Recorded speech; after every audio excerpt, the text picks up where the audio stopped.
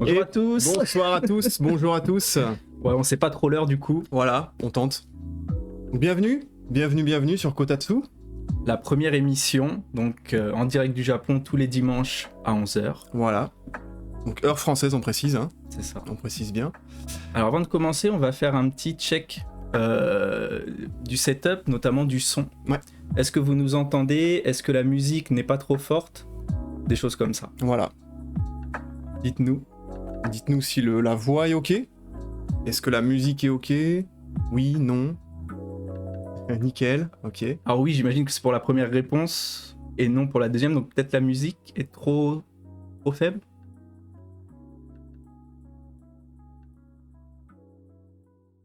Dites-nous. Dites-nous. Nickel. Nickel, ok. Oh, premier follow. Merci beaucoup. C'est impec. Bon, bah c'est impec. Bah écoutez, on va partir, hein, tranquillement. Tranquillement. Voilà, donc on va d'abord se présenter vu que c'est la première émission. Ouais. Commence. Allez. Du coup, bah, je m'appelle Antoine. Antoine, 7 ans au Japon. Déjà, ça passe hyper vite. Prof de FLE, donc français, à l'université. Et toi? Presque pareil. Bon, moi, ça fait que 3 ans que je suis au Japon. Je m'appelle Charles et j'enseigne le français aussi à Nagoya, comme Antoine. Donc, on était d'abord collègues avant d'être amis. Mm-hmm. Voilà, en gros, pour notre parcours à nous. Après, moi, j'ai monté une plateforme, en tout cas un serveur Discord franco-japonais l'année dernière. Et puis, voilà. Et puis aujourd'hui, une chaîne YouTube aussi, avec des documentaires sur le Japon. Ok. Et aujourd'hui, le nouveau projet avec cette nouvelle année, cette chaîne. On nous dit l'image est un peu désynchronisée avec la voix, en effet. Ok. Ok. Alors je pense que cette fois-ci, il va falloir faire avec, peut-être. Ouais. Je pense. On va régler ça, on va essayer de régler ça pour la prochaine fois. Désolé de cette. C'est notre premier live, hein. Je pense que ça doit être une latence peut-être au niveau du matériel, du câble, on verra ça. Oh, merci. Merci beaucoup. Mieko Tanaka. Donc on va régler ça pour le prochain live, vous inquiétez pas. Voilà, c'est le premier, donc c'est un live test, hein. Pas trop gênant, merci. Qu'est-ce que vous pensez du décor? Ça va? C'est Nagoya, en fond. Ouais. Voilà, la ville de Nagoya. Les tours près de la gare de Nagoya. Donc pour ceux qui... Peut-être il y en a qui sont déjà allés à Nagoya. Ouais, est-ce que certains sont déjà venus... C'est classe, merci beaucoup. Merci. Est-ce que certains sont déjà venus à Nagoya? Ou au Japon, dites-nous si vous êtes déjà venus au Japon. Ouais. Donc si vous nous voyez regarder un peu vers le bas, c'est pour voir le chat en fait. Voilà. On a le chat un peu en bas. Le fond est cool, merci. Merci, c'est gentil. Tenshi Asobi. Donc ça fait combien de temps qu'on travaille sur ce projet d'émission? Ça fait... Au moins 3 ou 4 mois. Ouais, 3-4 mois, à peu près. Plus 4 que 3 même, je dirais. Ouais. Japon en 2019, mais pas Nagoya bien. Hélas, non, pas encore. Plus tard, peut-être après le Covid. Dès que le Covid sera fini, peut-être... Bah, c'est un peu le problème de Nagoya, en fait, c'est pas très touristique comme endroit. Peu connu. Peut-être qu'on fera une émission là-dessus un jour, peut-être. Ouais. Bah d'ailleurs, on peut peut-être présenter du coup le concept de notre émission. Alors oui, très juste. Donc pourquoi on fait cette émission? Tout simplement, on a vadrouillé un peu droite à gauche dans Nagoya, on a vu plein de trucs super sympas, on a vécu plein de super expériences, on s'est dit que c'était peut-être un peu dommage de pas en faire profiter les autres, de pas partager. Ouais. Donc on voudrait vous amener un petit peu de Japon à la maison, voilà, tous les dimanches pour commencer. En plus, du coup, on s'est dit qu'avec le coronavirus, vous pouvez pas venir. Du coup, on va essayer en tout cas de partager ce qu'on peut au maximum du Japon avec vous. Donc ça va se traduire par une émission tous les dimanches à 11h heure française. Mm-hmm. Donc cette émission-là, avec un thème. En tout cas, on va essayer de suivre un fil rouge à chaque émission. Par exemple, aujourd'hui, le thème, ça va être plutôt l'étude du japonais. Sachant qu'après, on peut divaguer un peu selon ce que vous nous dites. Ça sera l'émission principale, en fait. Ensuite, on va essayer de lancer incessamment sous peu d'autres émissions un peu moins prévues au cours de la semaine, je sais pas trop quand. La prochaine fois, et je pourrai passer à Nagoya pour rencontrer les gens du Discord de Charles. Bien, très bien. Et ah ouais, si vous venez, enfin dites-le nous, Bien sûr. on pourra se rencontrer sans problème. Du coup, donc je disais, il y a cette émission principale et on va essayer de proposer d'autres émissions dans le courant de la semaine, un peu moins prévues, ça, Plutôt improvisé, on peut voilà, dire. très Ouais. improvisé quand on aura le temps, parce qu'on travaille tous les deux à côté, hein, c'est pas notre travail Twitch. Donc, peut-être les émissions improvisées, ce sera plus sur le portable. Donc vraiment, peut-être plus sur le fait, vraiment en live. C'est ça, on aimerait bien Dans l'action. proposer des lives à l'extérieur en Ouais. fait. En visite, au resto. Ouais, c'est ça. Dès qu'on va crapahuter quelque part, hop. En fait, Un vous petit partagez un peu notre vie quotidienne aussi à Nagoya, au Japon. Et puis, donc ça sera beaucoup moins prévu. Hein. Enfin, je veux dire, on va pas vous informer Voilà, vous aurez la notif peut-être un peu au dernier beaucoup moment. à l'avance. c'est Peut-être ça. des publis 1 heure, une demi-heure, je sais Ouais. pas, ou dans la matinée pour nous, Mm. avant, sur les réseaux. N'hésitez pas d'ailleurs à nous suivre hein, sur les réseaux sociaux. C'est ça, donc vous avez les réseaux, c'est... Je suis pas Miss Météo, mais j'y arrive. Kotatsu, tiré du bas, Japon. Voilà, C'est sur tous les réseaux. Ouais. C'est-à-dire Instagram, Twitter, YouTube. YouTube. Bien Donc sûr. sur YouTube, vous allez retrouver tous les replays de cette émission et sûrement des lives qu'on fera à l'extérieur. Ça pourrait nous arriver aussi de lancer une émission dans ce décor-là, sans thème précis dans la semaine, Voilà. juste histoire de discuter avec vous, partager. Merci à vous, c'est gentil de partager. Ben, merci à vous surtout de nous regarder, Ouais. parce que c'est pas donné à tout le monde, faut le savoir, d'avoir des viewers dès la première émission. C'est ça. Donc on a une chance incroyable. Je sais plus Ouais. la stat, c'est combien 0,0 et quelques pourcents. des streamers ont des viewers. Voilà. Beaucoup stream avec personne en face d'eux et c'est un peu compliqué. C'est un peu ce qu'on redoutait aussi et c'est pour ça que pour la première émission, on est parti sur un thème sur lequel on peut quand même parler On a un peu d'expérience. dans le vide, entre guillemets. On n'a pas besoin d'un échange avec le chat pour parler des études du japonais, vu que nous, ça fait quand même pas mal de temps qu'on l'étudie. Ouh. Merci Tenchi Asobi. Merci beaucoup. Discord est agréable, c'est normal qu'on vienne voir. Ah bah ça fait plaisir. Ah merci, c'est gentil. Donc du coup, voilà, nous ça fait quand même une dizaine d'années, je dirais, Ouais. qu'on étudie le japonais. À la vôtre. Et donc voilà, on peut en discuter sans avoir un retour de quelqu'un. Voilà. Donc le concept, pour résumer en fait, hein, ce sera ça. Ce sera vous partager un maximum nos expériences ici, notre vie, donc ce qu'on vit nous concrètement. Toujours un fil rouge qui sera assez large, je pense. Hein. C'est vraiment pour avoir un thème conducteur pour l'émission. Ouais, c'est ça. Mais le but principal, c'est quand même d'interagir un maximum avec vous. Donc Donc si après vous voulez parler d'autre chose, on parle d'autre chose, il n'y a Bien pas sûr, de souci. Hein. Voilà. Si vous avez des questions, comment ça se passe, comment on fait, n'hésitez pas. Surtout, n'hésitez pas. C'est ça qui fera un peu le sel de l'émission, j'ai envie de dire. Ouais, Voilà. c'est ça. Donc il faudra probablement un petit peu de temps pour qu'on trouve nos marques, Pour qu'on soit à l'aise. pour qu'on soit à l'aise, puisque la première fois, c'est pas évident, hein, on peut le dire. C'est pas évident de parler Voilà. à une caméra. Même si vous êtes là dans le chat, on va quand même essayer de faire en sorte de pas regarder tout le temps le chat. C'est pas... Et surtout, donc, de pas... on prie, pour pas avoir de petits bugs. On a la petite latence, Ouais. mais à part ça... Bah nous on Voilà. a fait des tests de notre côté, après on pouvait pas tester non plus en live. Ouais. On va Donc voir voilà. ce que ça donne. Voilà, merci beaucoup à tous ceux qui sont là, donc dès le début. Voilà, on a eu donc les premiers abonnés, Insta aussi, les premiers dans le chat. Vous pourriez dire que vous étiez là dès le commencement, Les vrais en fait, j'ai envie de les dire, vrais, le sang de la veine comme on dit. comme ils disent. Ok, donc on a dit le thème pour donc ce soir pour nous, ce midi pour vous. Voilà, donc pour ceux, peut-être il y en a qui sont en train de manger, bon appétit, pour ceux qui mangent. Bah oui, il est 11h en France, nous Ouais. il est déjà 19h. On C'est s'est ça. quand même réservé 2-3 trucs à grignoter. On a des mochis ici, et puis du thé, voilà. Voilà, tranquillement.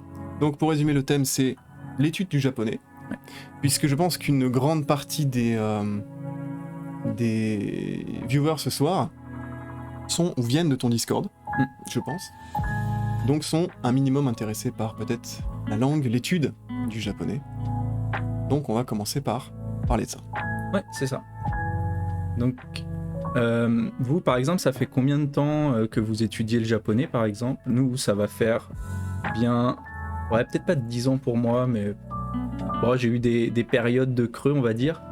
Donc on a tous les deux fait une licence de japonais. Ouais.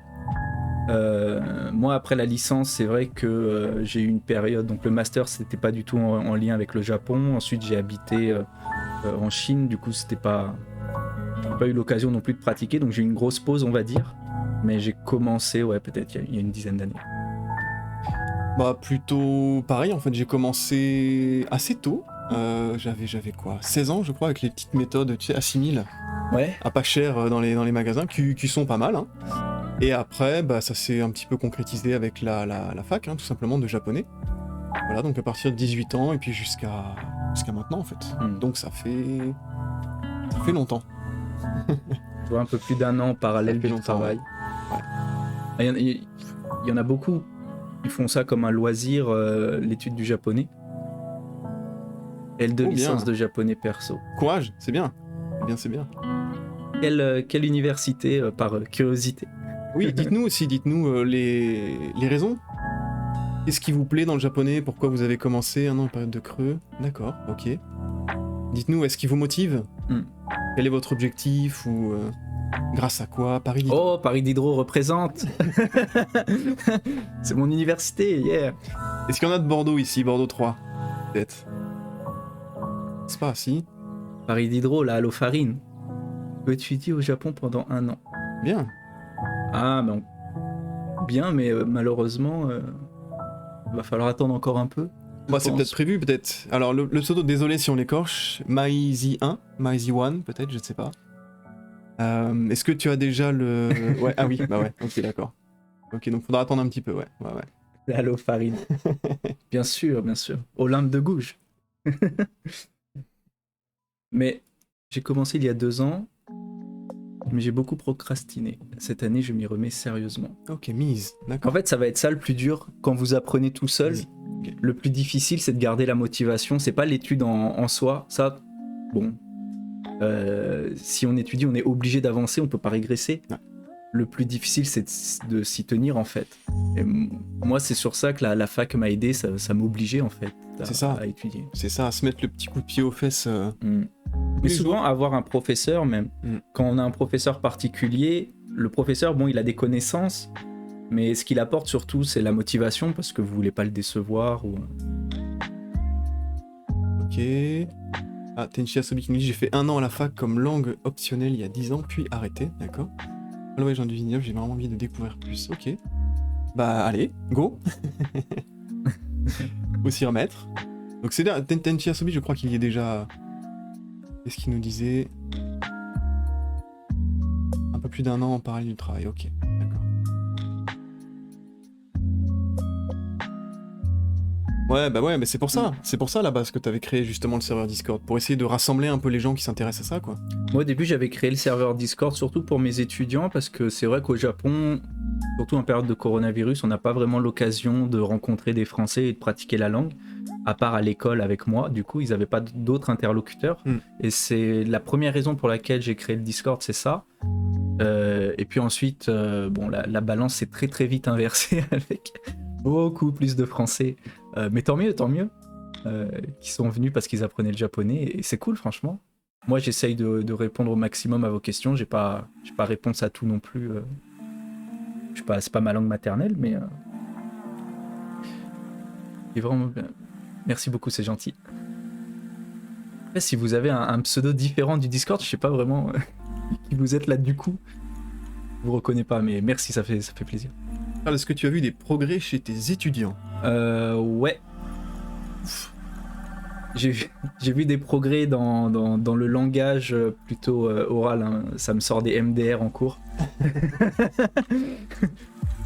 Donc au début, j'interdisais un peu ces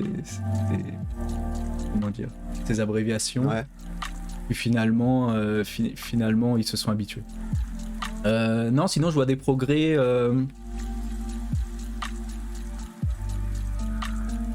Ça dépend les étudiants, on va dire. Ça dépend des étudiants. Ça dépend. En fait, ça dépend de la C'est motivation. toujours pareil, ça dépend de la motivation. Ça surtout, dépend, ouais. ça dépend surtout des objectifs des étudiants, Ouais. mais c'est comme pour ceux qui apprennent le japonais. Disons que ceux qui ont pour objectif d'aller vivre au Japon, d'y travailler, etc., vont avancer logiquement beaucoup plus vite que ceux qui font ça juste comme un petit hobby à côté pour avoir une occupation. C'est ça. D'ailleurs, en parlant, d'accord. Je fais OK. En parlant justement d'objectifs, dites-nous un petit peu dans le chat quels sont vos objectifs.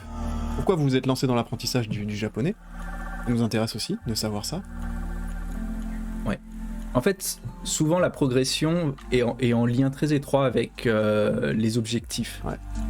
Et Il y en a c'est beaucoup, normal, hein, c'est c'est ça. normal. Il y en a beaucoup qui veulent, par exemple, je sais pas, comprendre les paroles des chansons, ou peut-être lire les mangas ou regarder les animés en langue originale. Il y en a d'autres tout simplement pour aller voyager, d'autres encore pour pouvoir communiquer. Il y en a plein qui veulent communiquer avec leur star préférée, peut-être écrire un message, choses comme ça. Il y en a pas mal. Il y en a pas mal comme ça. Bon, il y en a. Donc dites-nous. Il y en a forcément qui viennent avec toute la pop culture, manga, animé, J-pop, etc. Et c'est normal. Enfin, moi-même, j'ai été le premier dans mon adolescence, à côtoyer tout cet univers-là. J'allais à la Japan Expo comme tout le monde. Je regardais les animés à la télé. Puis c'est ça qui m'a forcément mis dans le bain du japonais petit à petit. Même si maintenant, beaucoup vous diront le contraire, parce que c'est un peu mal vu, entre guillemets. Alors on nous dit j'aimerais, donc pour avoir des échanges avec les locaux, Mizi qui nous dit ça. Effectivement. Bon objectif, ouais. J'aimerais étudier au Japon, ça aussi ça revient souvent, c'est vrai. Ce qui est en soi aussi un très bon objectif. Parce qu'on le répète, hein, étudier en France, sans vouloir décourager les gens, mais étudier en France à l'université, et même tout simplement vivre sur place, ou étudier même à petite échelle, peut-être un mois, une semaine ou 3 mois, un petit programme d'échange au Japon, c'est vraiment le jour et la nuit. Donc si vous avez l'occasion, vraiment, même en voyage, essayez de venir ici faire vos armes. Voilà, Après, on dénigre pratiquer. pas du tout les études en France. Pas du tout. Ça donne quand même une sacrée base Très théorique. bonne base, ouais. Notamment. D'excellentes bases. Après, ça dépend aussi des universités. Chaque université a sa spécialité. Paraît-il qu'à Diderot, on pratiquait plus l'oral que par exemple à l'INALCO. Bon, je ne sais pas vraiment ce qu'il en est de la réalité à l'INALCO, par exemple. Mais il faut aussi savoir donc, que chaque université a, entre guillemets, sa spécialité plus orale, plus écrit, plus culturelle, par exemple. Alors on nous dit surtout pour lire des romans visuels. Ils sont très peu traduits comparés aux animés et les mangas. Ouais, effectivement. Effectivement aussi. Arrêtez de parler japonais approximatif et arriver à m'exprimer correctement. Ouais, non mais oui, oui. Bien sûr. C'est ce qu'on veut même au N2 ou N1. Qu'est-ce qu'on veut nous encore tous les jours? C'est ça. Mais oui, bien sûr. C'est ce bien qu'on sûr. souhaite. Mais on a souvent tendance à comparer le japonais et le français en disant le français est un petit peu plus difficile au niveau de la prononciation, au niveau de la grammaire, au niveau même du vocabulaire, toutes les formes qu'on peut trouver. Il y a des écueils aussi en japonais. Hein. Il y a des écueils. C'est vrai que niveau prononciation, peut-être, le japonais est beaucoup plus facile. Niveau courbe d'apprentissage, c'est peut-être beaucoup plus rapide en japonais d'assimiler les notions puisque la grammaire est très peu présente en fait. Mais je suis à moitié d'accord. Moitié d'accord. Je suis à moitié d'accord. Je pense que pour le japonais, la courbe de progression est extrêmement rapide au niveau débutant. On peut extrêmement rapidement atteindre un niveau moyen, enfin correct, intermédiaire, disons.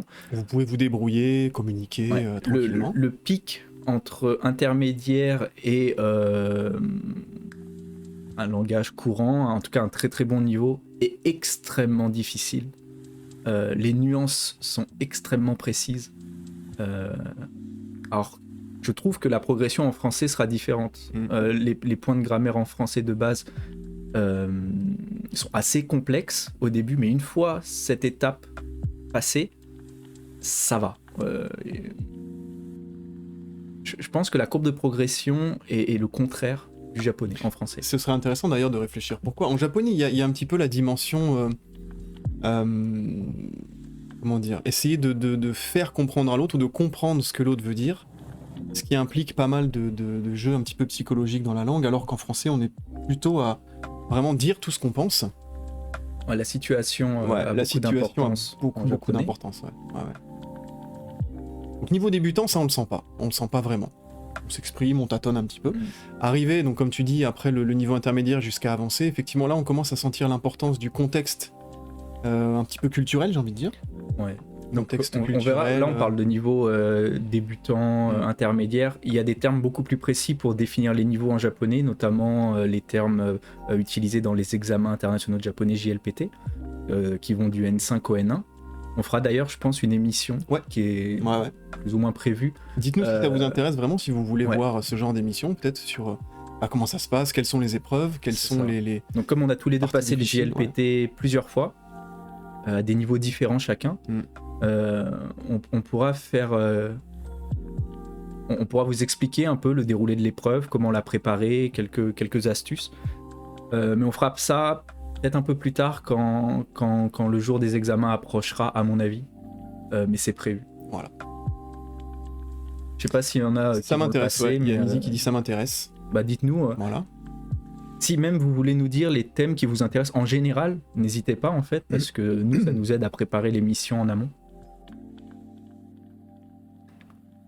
Ça m'intéresse, bonjour. Bonjour. Bonjour, Protogame08. Ouais. Alors j'espère passer N3 cette année. Bien.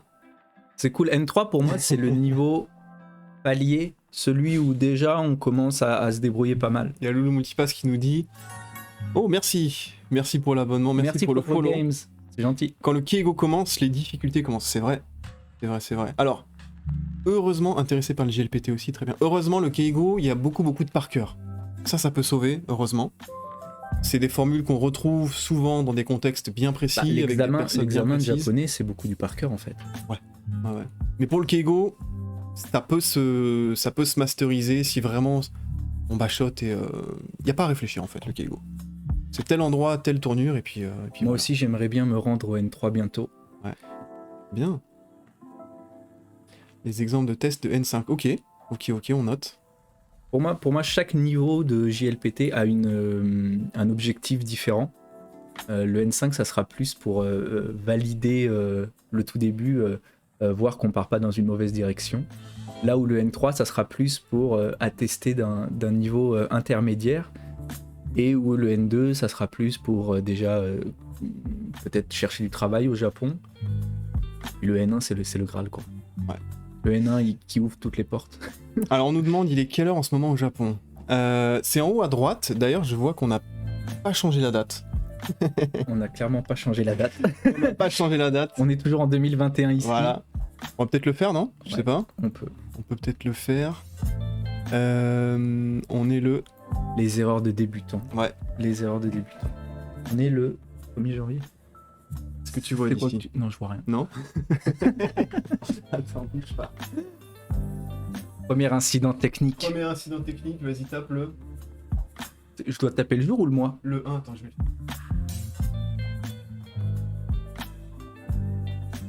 Vous nous excuserez ce petit... Donc sinon, pour l'heure, vous l'avez en haut à droite. La date aussi. On a essayé de s'inspirer un peu de ce qu'on trouve à la télé japonaise. Je sais pas si vous avez déjà regardé la télé japonaise. Il y a toujours l'heure qui est affichée soit en haut à gauche, soit en haut à droite. Parfois avec la météo qui défile. Nous, on n'a pas été jusqu'à la météo qui défile. Normalement, voilà, allez. Ouais, bonne année d'ailleurs. 2021, ah oui, bonne année à tous. Bonne année à tous. Du coup, hier, c'était le jour d'aller au temple. Ouais. Il fallait aller au temple. Du coup, moi, je l'ai fait, je sais pas toi. J'y suis allé aussi. Ouais. J'y suis allé aussi. Est-ce que tu as tiré le Omikuji? Est-ce que vous connaissez Omikuji? Est-ce que ça vous dit quelque chose? Déjà, d'abord. Bonne année. Omikuji. Ouais, Omikuji. Ah, je vous donne un indice, je vous montre ce que c'est. Je ne connais pas, c'est une cloche. Ah, c'est pas une cloche, non. Non. Allez, je fais la youtubeuse beauté. Attends, on va voir si on peut le rapprocher un petit peu de... Ou le youtubeur beauté même. Hop. Est-ce que ça fait le point? Je connais de vue. Ouais, les prédictions. Ouais, c'est ça. Ouais, c'est ça. Exactement. Alors, qu'est-ce que t'as eu cette année? La chance. Quelle chance? Ichi, normal? Ouais, Kichi normal. Voilà, donc chance. au-dessus, il y a Daikichi. Ouais. La plus grosse chance encore. Mais comme il y a des niveaux inférieurs en chance, bah, je suis bien content d'avoir eu ce kanji qui indique que j'aurai de la chance cette année. Je crois que je suis juste en dessous, il me semble. Et comme j'étais pas satisfait, je l'ai attaché. Quand vous n'êtes pas satisfait de la prédiction, ou quand vous avez une mauvaise prédiction, en fait, vous pouvez, à côté des temples ou dans les temples, vous avez plein de petites cordelettes qui ont été tendues exprès pour ça, donc à cette époque-là, et vous allez attacher, donc vous le pliez, on va pas le faire là parce qu'il est joli, mais vous le pliez en 2, puis encore en 4, et vous le nouez, en fait, vous l'attachez autour d'une corde, et comme Pour ça faire permet disparaître voilà, le mauvais œil. de vous débarrasser des mauvaises prédictions.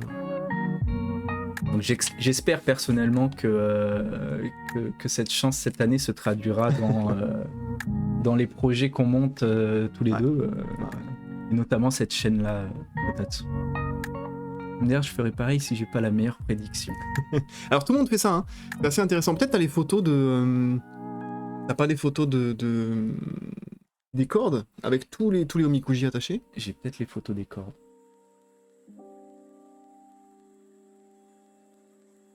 Peut-être les photos des cordes.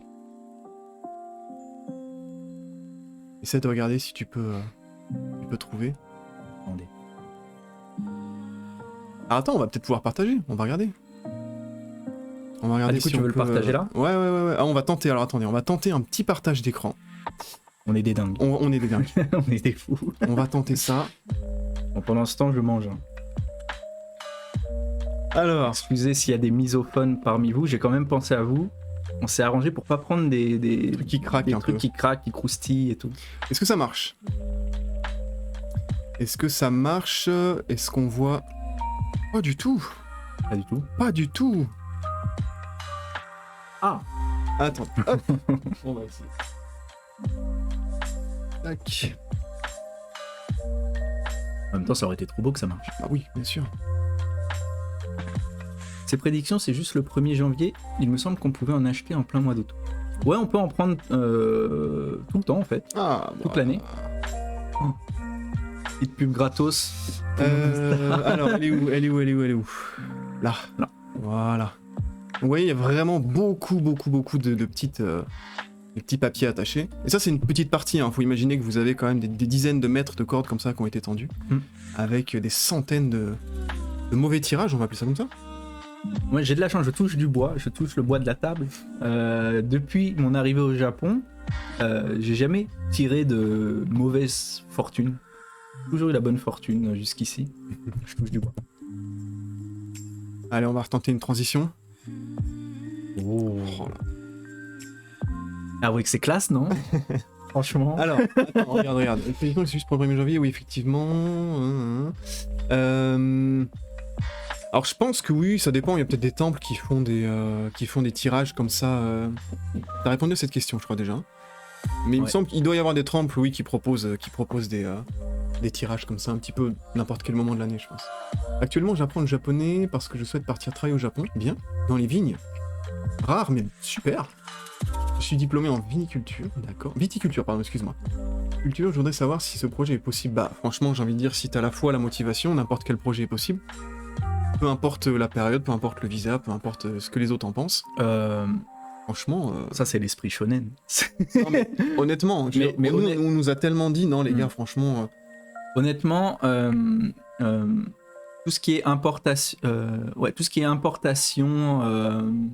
partir travailler dans les vignes. Ah, dans les vignes japonaises. Il y a du vin japonais. Il y a du bon vin japonais aussi. Il y a des vignes japonaises, bien sûr. Donc... J'allais plus parler d'importation. Si le projet, c'est d'importer du vin français au Japon, il y a clairement moyen. Pour moi, tout ce qui est importation, ça marchera, s'il te plaît. Ça marchera. Je pense oui. Hein. Pour ce qui est de travailler dans les vignes japonaises directement, j'avoue que je sais pas. J'imagine que c'est possible. Mais je connais pas la situation de ce marché-là. Je pense que c'est possible. Merci. Beaucoup de Beaujolais. Effectivement, les Japonais boivent beaucoup de Beaujolais, bizarrement. Hein. Mais ils ont quelque chose avec le Beaujolais nouveau. C'est vrai. C'est vrai. Il y a des événements d'ailleurs, ici, comme à Bordeaux, comme en France. Il y a pas mal d'événements sur le Beaujolais nouveau, ouais. Après, je pense qu'il faut peut-être que tu... Oh, merci Kyoko. Merci Kyoko. Après, je pense qu'il faut peut-être que tu te rapproches déjà de ce milieu-là petit à petit, c'est-à-dire contacter les viticulteurs, contacter... je sais qu'il y a beaucoup d'universités qui lancent leur propre saké, leur propre vin. Contacter ces universités-là qui vendent... en fait, souvent les universités privées, pour se financer, lancent leur propre saké et ont des... filières qui forment des viticulteurs, les futurs viticulteurs. Alors, si vous êtes déjà présenté, d'accord. Domaine de spécialité, vous travaillez en quoi? Pardon, si ça... Non, c'est pas hors sujet. Non, justement, la première émission, c'est ça en fait. On parle, le fil rouge, c'est l'apprentissage du japonais, mais on répond surtout aux questions un petit peu pour présenter. C'est normal, personne ne nous connaît donc. Qui on est, le concept. Du coup, Charles, Antoine, tous les deux maintenant actuellement enseignants de français. Donc dans des écoles privées, dans les universités. À Nagoya. À peu près ici sur la carte. Voilà, donc vous voyez... Là-bas. Là. Non. Ici, voilà. Et du coup, on vadrouille pas mal, donc on va répéter rapidement ce qu'on a dit au début. On vadrouille pas mal, merci. Nuclear Summer pour le follow. On vadrouille pas mal et on s'est dit que donc, ce serait sympa de partager un petit peu nos expériences, notre vie à Nagoya tout simplement, ce qu'on a vu, ce qu'on a fait, en toute modestie, j'ai envie de dire. Ouais, vous amener un petit peu de notre Japon dans votre salon. Nous, on va vous donner notre point de vue en tant que résident ici. On n'a clairement pas la science infuse, on connaît pas tout à propos du Japon. On veut juste partager un peu ce qu'on connaît. C'est ça. Aider les gens quotidiennes ici. Tout simplement, si les gens se posent des questions, s'ils veulent savoir. Alors il y a Marianne qui nous demande vos proches, vous ont-ils soutenu lors de votre apprentissage? Oui. Et heureusement. Et heureusement. Ouais. Soutien moral, financier. Moi, personnellement, oui, j'ai reçu beaucoup de soutien de mes proches. Et ma mère était un petit peu réticente la première fois que je suis parti. C'était en visa vacances-travail en 2011, donc c'était juste après Fukushima. Il y a eu la catastrophe en mars. Je suis parti en juillet-août, je crois. Donc juste après avoir eu 20 ans. Et ouais, elle était pas sereine. Elle m'en a pas dissuadé, mais si j'avais pu rester, elle aurait été contente. Non, moi, c'était pareil. Enfin, je suis... La première fois, c'est toujours la plus difficile pour les parents, je pense. Après ma licence 1, j'ai voulu partir en famille d'accueil juste pendant l'été, comme ça, au Japon. C'était mon premier voyage, j'étais jamais sorti de France. Et c'est loin, surtout. Faut dire que ça impressionne. Puis tout seul... Bon, mes parents ont accepté, je pense que c'était difficile pour eux, mais ils m'ont toujours soutenu dans tout ce que j'ai fait, du coup, j'ai beaucoup de chance. Voilà, j'espère que ça répond à ta question. Alors du coup, on va revenir un petit peu, oui. Non, j'en profite pour... je sais pas s'il y a des parents qui nous écoutent ou quoi, mais... il y a souvent cette image que les études de japonais, surtout à la fac, et surtout la LLCE, ne mènent à rien. C'est pas vrai. C'est pas vrai. Il y a du travail. C'est pas facile, mais c'est, je pense, comme à peu près toutes les filières. Puis c'est l'état du marché du travail actuel. C'est une réalité pour à peu près tout, à mon avis, sauf 2-3 domaines en ce moment, mais... Il y a du travail, il y a prof comme nous, il y a traducteur, même si traducteur c'est effectivement compliqué parfois. Puis même en fait tout ce qui nécessite de parler deux langues, il y a énormément de travail. Mais ça peut aussi être dans la recherche en fait. On peut être chercheur à l'université ensuite dans le domaine de la japonologie, que ce soit de la linguistique, de la culture, de l'histoire, etc. Donc en fait, il y a beaucoup de gens qui ont peur de ça, mais si on s'accroche, on peut trouver quelque chose en fait. Non, faut vraiment pas avoir peur, je pense. Faut vraiment y aller et puis. Puis si vous aimez le japonais, faut le faire quoi. Moi, j'ai fait un bac STI qui a rien à voir, donc c'est un bac technique, donc vraiment rien à voir. J'étais normalement destiné à réparer des ascenseurs, donc on est très loin. On est très loin du Japon, à moins que je répare les ascenseurs au Japon, mais sinon on est très loin. Je pense que là t'as du taf. À mon avis. Exact. Et Et du coup, après ça, j'ai fait un DUT informatique. Ça m'a pas plu du tout. J'ai arrêté au bout de 3 mois à peu près. J'ai pris une année sabbatique et ensuite j'ai décidé de me lancer dans le japonais parce que j'aimais ça sans vraiment de plan de carrière non plus. Me voilà ici aujourd'hui. Alors, quelqu'un m'avait dit, que c'était chaud d'être prof de français au Japon. Genre, il y a vraiment peu de demandes. C'est pas si vrai du coup. Les places sont... Il n'y a pas énormément de places, c'est vrai, mais c'est pas bouché non plus. Honnêtement, si t'as un... Faut un master quand même. Pour un master, faut aussi un sacré coup de bol niveau timing en fait. Ouais. Parce que... Faut arriver plutôt dans les alentours de décembre pour anticiper la rentrée. Les rentrées se font ici en avril, faut le savoir. Oui, l'année scolaire commence en avril. Exact. Si vous voulez travailler dans un lycée, une fac, il vaut mieux s'y prendre... Une école en général, même d'anglais, ça peut arriver. Hein. Oui, après dans les écoles privées, ils sont moins soucieux du calendrier scolaire.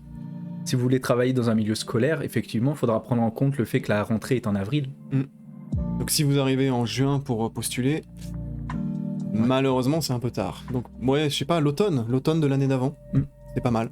C'est pas mal. Après, si vous voulez travailler au Japon en tant que prof de français, le problème, c'est pas un problème, c'est la réalité, c'est l'état actuel des choses, c'est que les profs, beaucoup sont arrivés ici il y a un bon moment déjà et sont restés en fait jusqu'à maintenant. Donc, occupent toujours le poste en fait d'année en année. Voilà, certains depuis 30 ans.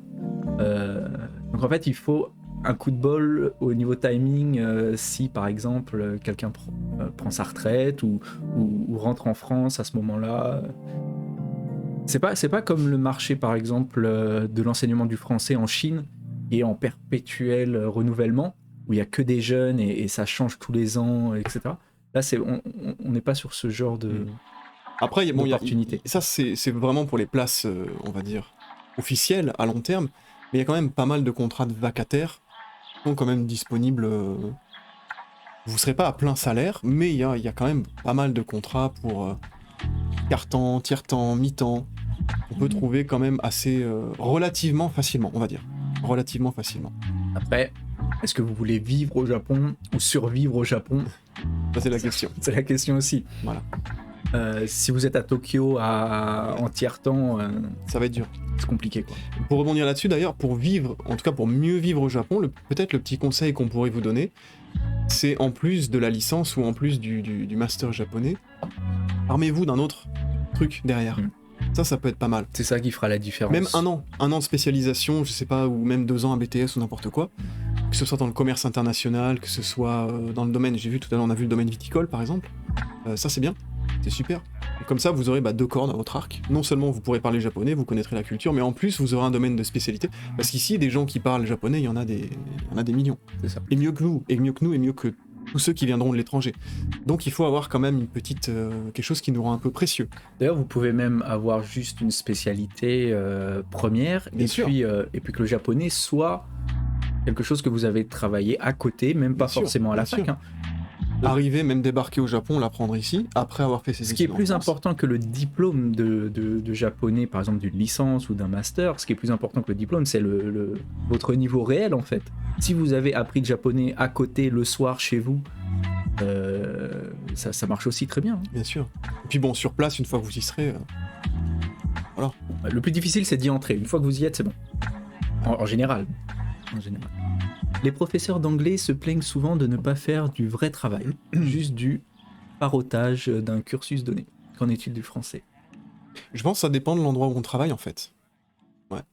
Si c'est une petite école ou vraiment une grosse chaîne, une chaîne d'écoles vraiment qui paye au lance-pierre et qui vraiment propose juste des cours à la carte à ses étudiants pour les contenter, effectivement, je pense que le travail risque de pas être très très intéressant. Si on est dans une institution un peu plus grosse, ou à l'université, ou dans un même lycée, collège, c'est déjà un peu plus, encadré, on va dire, avec des programmes scolaires définis, des manuels, etc., etc.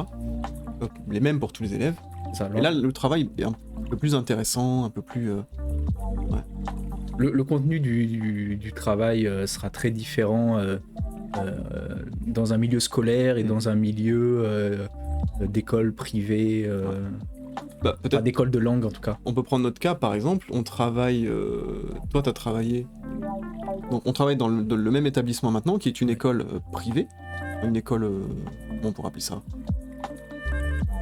Bah, c'est une école de langue, un centre de langue. centre de langue, Un centre voilà, de langue internationale. où là on est relativement libre en fait de ce qu'on peut proposer aux étudiants, c'est-à-dire qu'on fait nos cours nous-mêmes, on a quand même une trame, c'est-à-dire un manuel qu'on suit, mais qu'on peut choisir avec le directeur, Tout dépendra voilà. du public aussi en fait. C'est ça. Et de l'autre côté, donc à l'université par exemple où je suis, ou les écoles où tu as pu enseigner toi, là pour le coup c'est vraiment rigide, décidé, on fait comme ça, on suit le programme, il y a ce qu'on appelle un syllabus, donc telle semaine, telle notion, et à la fin de l'année il faut qu'on ait tout expédié. Donc ça dépend vraiment du contexte en fait, de l'établissement dans lequel on travaille. Ouais. C'est ça. Ouais. Donc toi, tu as fait en tout, dans toute ta carrière de prof de français, tu as travaillé dans quel type d'établissement? Bah, l'institut dont on parlait tout à l'heure, et des universités. Seulement. Bon, moi, à peu près la même chose. J'ai fait donc le centre de langue, j'ai fait l'université et j'ai fait le lycée. Après, la situation des professeurs d'anglais est très différente de la situation des professeurs de français, simplement parce que la demande est énorme. Incroyablement. Et même des... Alors, on va pas vous encourager à faire ça, mais même des natifs français peuvent travailler en tant que professeur d'anglais. Ah si, on vous encourage, enfin. Enfin, oui, ça peut faire un revenu d'appoint. Mais n'en faites pas votre job sur 10, 15, 20, 30 ans, quoi. Ça. Pour rentrer dans le pays, c'est pas mal. Mais à terme, il faudra trouver autre chose. Ouais. Ok, alors peut-être on peut revenir... Ah, petite latence, ok. Peut-être on peut revenir sur l'enseignement, l'étude du japonais, qui était notre fil principal. Donc tout à l'heure, on vous avait demandé vos raisons, donc pourquoi vous avez commencé l'étude du japonais, quelles étaient vos motivations. Moi, j'aimerais bien savoir un petit peu les difficultés que vous rencontrez. Donc peu importe le niveau que vous avez, si vous étudiez pour le N5, le N3, le N2, n'importe quel niveau, si ça fait une semaine que vous avez commencé ou un an, dites-nous un petit peu qu'est-ce que vous trouvez le plus difficile en japonais. Voilà, peut-être si on a des astuces à vous donner, je sais pas. Ça dépend de vos problèmes aussi. Qui peuvent être très différents qui peuvent être très différents des nôtres. Ouais. Oh mais il y a du monde en fait, je m'attendais pas. il vient de cliquer sur la liste des gens, pour le follow. Je m'y attendais pas. Être régulier, ah mais ça oui. Peu importe l'activité, hein, pas seulement pour pas seulement pour le japonais, c'est vrai. Pour travailler, il faut avoir le statut de résident, n'est-ce pas? Est-ce difficile à obtenir? Alors, je pense qu'on va démystifier tout de suite l'obtention du visa, le statut, etc., etc. Honnêtement, c'est pas difficile. C'est strict, mais si tu fais ce qu'il faut pour, c'est pas difficile. Voilà. Il demande minimum, vraiment minimum une licence. Avec un master, t'es sûr. Avec un master, t'es très sûr. Et en général, l'immigration ne regarde pas vraiment en fait la spécificité. Imagine, tu dis t'es sûr et il l'a pas. Voilà, il vient me voir, on en discute, je lui paye un thé, un café, enfin on s'arrange quoi. C'est sûr à 98%. Voilà. Mais il y a cette particularité qu'en fait l'immigration demande juste en fait un degré de diplôme et ne regarde pas vraiment le contenu du diplôme en fait. À part pour les jobs très très spécifiques comme ingénieur par exemple dans l'aviation. Tu parles de travailler à l'université? Ou Mitsubishi. Je parle d'obtenir un visa de travail classique au Japon en fait.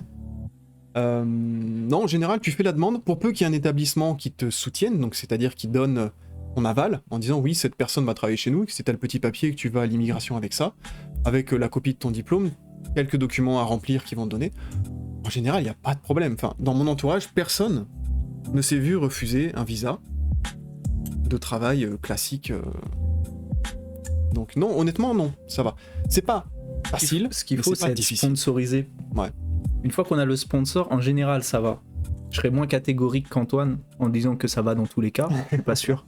Franchement, je suis pas sûr, j'en sais rien en fait. Ce qui est le plus important, c'est d'être sponsorisé. Trouver une entreprise qui sponsorise, et ça, c'est pas évident. Parce que beaucoup d'entreprises ne veulent pas se prendre la tête à faire les démarches à faire les démarches administratives. Beaucoup recherchent en fait des personnes qui sont mariées avec un japonais ou une japonaise parce que c'est plus simple pour elles. Pardon, pour elles. Elles n'ont pas besoin de faire quoi que ce soit. Vu qu'il y a déjà un visa d'époux qui Donc en permet fait, de le plus rester. difficile, ça va être de trouver un sponsor. Et c'est encore plus difficile de trouver un sponsor quand on est à l'étranger. Et c'est pour ça que d'ailleurs beaucoup utilisent par exemple le visa vacances-travail pour venir au Japon et pendant l'année de vacances-travail vont Prospecter vraiment un prospecter maximum. au Ouais. maximum. Ça, c'est une pour, bonne technique. Une bonne pour technique. trouver un sponsor. Ouais. Une entreprise qui les sponsorise. Alors, faut savoir pour le visa vacances-travail que, en général, le bureau de l'immigration est un petit peu frileux, un petit peu réticent à donner directement derrière un visa de travail classique. Peut-être pendant le visa de vacances-travail, prospecter un maximum, trouver une entreprise qui accepte de vous sponsoriser, rentrez en France, faites les démarches, et à partir de la France, vous aurez beaucoup plus de chances d'obtenir votre visa. Parce que l'immigration refuse en fait presque, bon, pas toujours, mais dans la plupart des cas, que vous restiez juste après un visa vacances-travail et enchaîniez sur un visa travail classique. Donc faites attention à ça. Ça dépend. Ouais, ça dépend encore une fois, mais pour maximiser vos chances, on va dire, d'entrer dans le pays. Ouais. Alors si on passe un peu aux difficultés. Voilà, donc les difficultés, on a une donc petite liste. les onyomi sont trop similaires. Ah, mais c'est Oui. pour ça que les kanji existent, justement. Pour essayer de différencier ça. Moi, c'est la difficulté de différencier certains kanji. Bah voilà, on y vient. J'ai encore un peu de mal avec les katakana, c'est vrai. Le shi, le tsu, ouais. Pour les... Le on et le so, c'est vrai, ils se ressemblent, ouais. Alors du coup, bon, je vais essayer de traiter ça un peu dans l'ordre. Ouais, vas-y. Pour différencier les kanji, ce qui marche, c'est par exemple, vous avez un manuel qui s'appelle les kanji dans la tête. Donc c'est la version française, hein, j'ai plus le nom de la version anglaise. Les kanji dans la tête Je crois que c'est Remembering Kanjis, quelque chose comme ça. Ouais, c'est ça. ça. Qui va essayer, enfin en tout cas l'auteur essaye de raconter une petite histoire pour chaque kanji. C'est-à-dire avec le tracé du kanji, il essaye de donner un moyen mémotechnique à travers une petite histoire pour justement les différencier, et ça a d'excellents résultats, en tout cas pour les kanji. Le plus dur, c'est de réussir à travailler de manière égale l'oral, la compréhension, le vocabulaire, la grammaire et les kanji. Et oui, et oui, et oui. Difficile de partager le temps dans l'apprentissage de toutes les compétences, c'est vrai. C'est vrai, c'est vrai. Alors après, on peut maximiser peut-être les supports qui permettent de travailler ça, notamment tout ce qui est audiovisuel, qui stimule un maximum de sens, c'est pas mal. Audiovisuel en essayant de limiter les sous-titres. Ou si vous mettez les sous-titres, mettez-les en japonais. Alors c'est pas facile, mais ça peut aider. Vocabulaire est pour moi le plus difficile. On peut pas se raccrocher aux mots apparentés, comme par exemple un langue. C'est vrai. C'est pas une langue latine, c'est difficile de faire des liens de Et parenté. du coup, c'est exactement le même problème pour les japonais qui apprennent le français. Voilà. Énormément de manuels de français se basent presque essentiellement sur les mots transparents avec l'espagnol, l'italien, l'anglais, etc. Et aucun manuel, en tout cas aucun manuel franco-français, se destine à un public, par exemple japonais, ou qui n'a aucun lien avec une langue latine. Et c'est exactement les mêmes problèmes. Moi, ce qui me fait rire, c'est j'ai encore un peu de mal avec les katakana. Moi aussi, c'est les katakana. Alors, vous inquiétez même pas. vous inquiétez même pas. Ça fait 7 ans pour moi, combien, je sais pas. Ça fait 5 ouais, à ans. peu près la même chose. La même chose. Qu'on est au Japon, qu'on étudie le japonais, ça fait plus de 10 ans. Les katakana, c'est toujours l'enfer. Même les japonais eux-mêmes, sur notamment le nom des marques, le nom les traductions des concepts qui viennent de l'étranger. C'est pas l'enfer, mais c'est pas fluide. C'est pas fluide. Comme voilà. les hiragana, Ouais. par exemple. Donc, je galère. On lit toujours. la phrase très rapidement, kanji, hiragana, Katakana, ça bloque. et les yeux ils bloquent. Il y a une sur les seconde de katakana. latence, Voilà, il y a une seconde de latence. Le cerveau est AFK Un pendant... peu comme sur un peu comme sur ce live. C'est ça. Comprendre les nombres en japonais, c'est difficile aussi. Oui. C'est vrai. Surtout parce que le japonais est en base 4, Oui. alors que le français est en base 3. Moi, déjà, pour faire les conversions, Après la centaine, milliers... là aussi, mon cerveau, il a un petit temps de latence, toujours. C'est normal. Alors pour la petite anecdote, moi j'ai pas eu le choix, puisque le premier truc que j'ai fait en arrivant ici avec le visa vacances-travail, c'était travailler dans la restauration. Et je devais aussi m'occuper de la caisse. Ah ouais. Donc calculer les prix, dire les prix, dire combien on doit prendre, rendre la monnaie, etc., etc. Donc tout de suite, j'ai pris un punch à l'estomac en mode les chiffres, tu les apprends, et c'est tout. Et encore une fois, ça revient sur ce qu'on a dit tout à l'heure, selon les objectifs et selon ce dont on a besoin. Ouais. On va pas progresser de la même manière. Par exemple, si vraiment j'ai besoin de connaître les chiffres par cœur sans réfléchir pour survivre, bah, vous allez les apprendre beaucoup plus vite que dans une autre situation. Exactement, ce qui a été mon cas en fait, pour pouvoir travailler. Tout Voilà. simplement. Alors que moi, j'ai jamais eu vraiment besoin de les connaître, en tout cas de les savoir instantanément comme ça, notamment les conversions. Moi aussi, Neil qui nous dit surtout les compteurs en fait. C'est vrai que les compteurs, il y en a un paquet. Il y a vraiment un paquet de compteurs. Alors en vrai, ils utilisent sous dans 90% des cas. Ouais, c'est vrai. C'est Uko. Et même quand on utilise nous le bon compteur, Oh ça. il vérifie en utilisant le compteur avec Tsuit. Est-ce qu'on en parle de ça? Ouais, je pense qu'on va en parler. Ouais, un jour on en parle. Ou maintenant? Non, mais je pense qu'il y a le coup de gueule maintenant. Ça arrive souvent qu'on utilise le bon compteur, mais qu'en face, par exemple, le serveur reprenne notre phrase. En fait, juste pour confirmer, vous prenez bien donc 4 brochettes par exemple. On utilise le bon compteur pour les brochettes, mais lui il va juste en mode bah les couilles totales dire ok, 4 mais juste avec les compteurs par défaut, c'est-à-dire pas pour les brochettes ou pas pour les choses longues. C'est ça. Et si on fait le contraire, si on utilise les compteurs par défaut, ils vont nous reprendre avec le compteur spécifique. Donc, et du coup, c'est ultra frustrant parce qu'il n'y a pas de bonne réponse. voilà. Enfin, je veux dire, on peut jamais gagner à ce jeu. Donc des fois, on se fait des petits voilà. Est-ce qu'il va dire des petits suspens, est-ce que ça va utiliser passer, tel ou tel compteur Oh, plus de 3/4 du temps en général. Bah, de toute façon, on est obligé de perdre, il joue en deuxième. Le vocabulaire est pour moi le plus difficile. Ah oui, ça on l'avait déjà. C'est vrai. Alors pour le vocabulaire, peut-être il y a un petit truc, comme tu disais tout à l'heure, ça dépend toujours de vos centres d'intérêt en fait, de à quel point vous êtes impliqué dans ce que vous apprenez. Plutôt que d'apprendre du vocabulaire utile selon les manuels ou selon les sites internet qui classent justement en fonction des thèmes, etc. Apprenez du vocabulaire qui vous fait plaisir, vraiment qui touche vraiment votre vie quotidienne en fait, tout simplement. Si par exemple, je sais pas, vous aimez un exemple à la con, mais si vous aimez la cuisine par exemple, bah, vous aurez bien plus de facilité à retenir le vocabulaire de la cuisine que celui, je sais pas, des immeubles par exemple. Et outre ça, il y a aussi apprendre le vocabulaire qui nous est vraiment utile. C'est-à-dire que... c'est bête, mais ça le... C'est bête, mais l'année dernière, par exemple, j'avais ma carte de résidence qui arrivait à expiration, je devais la renouveler.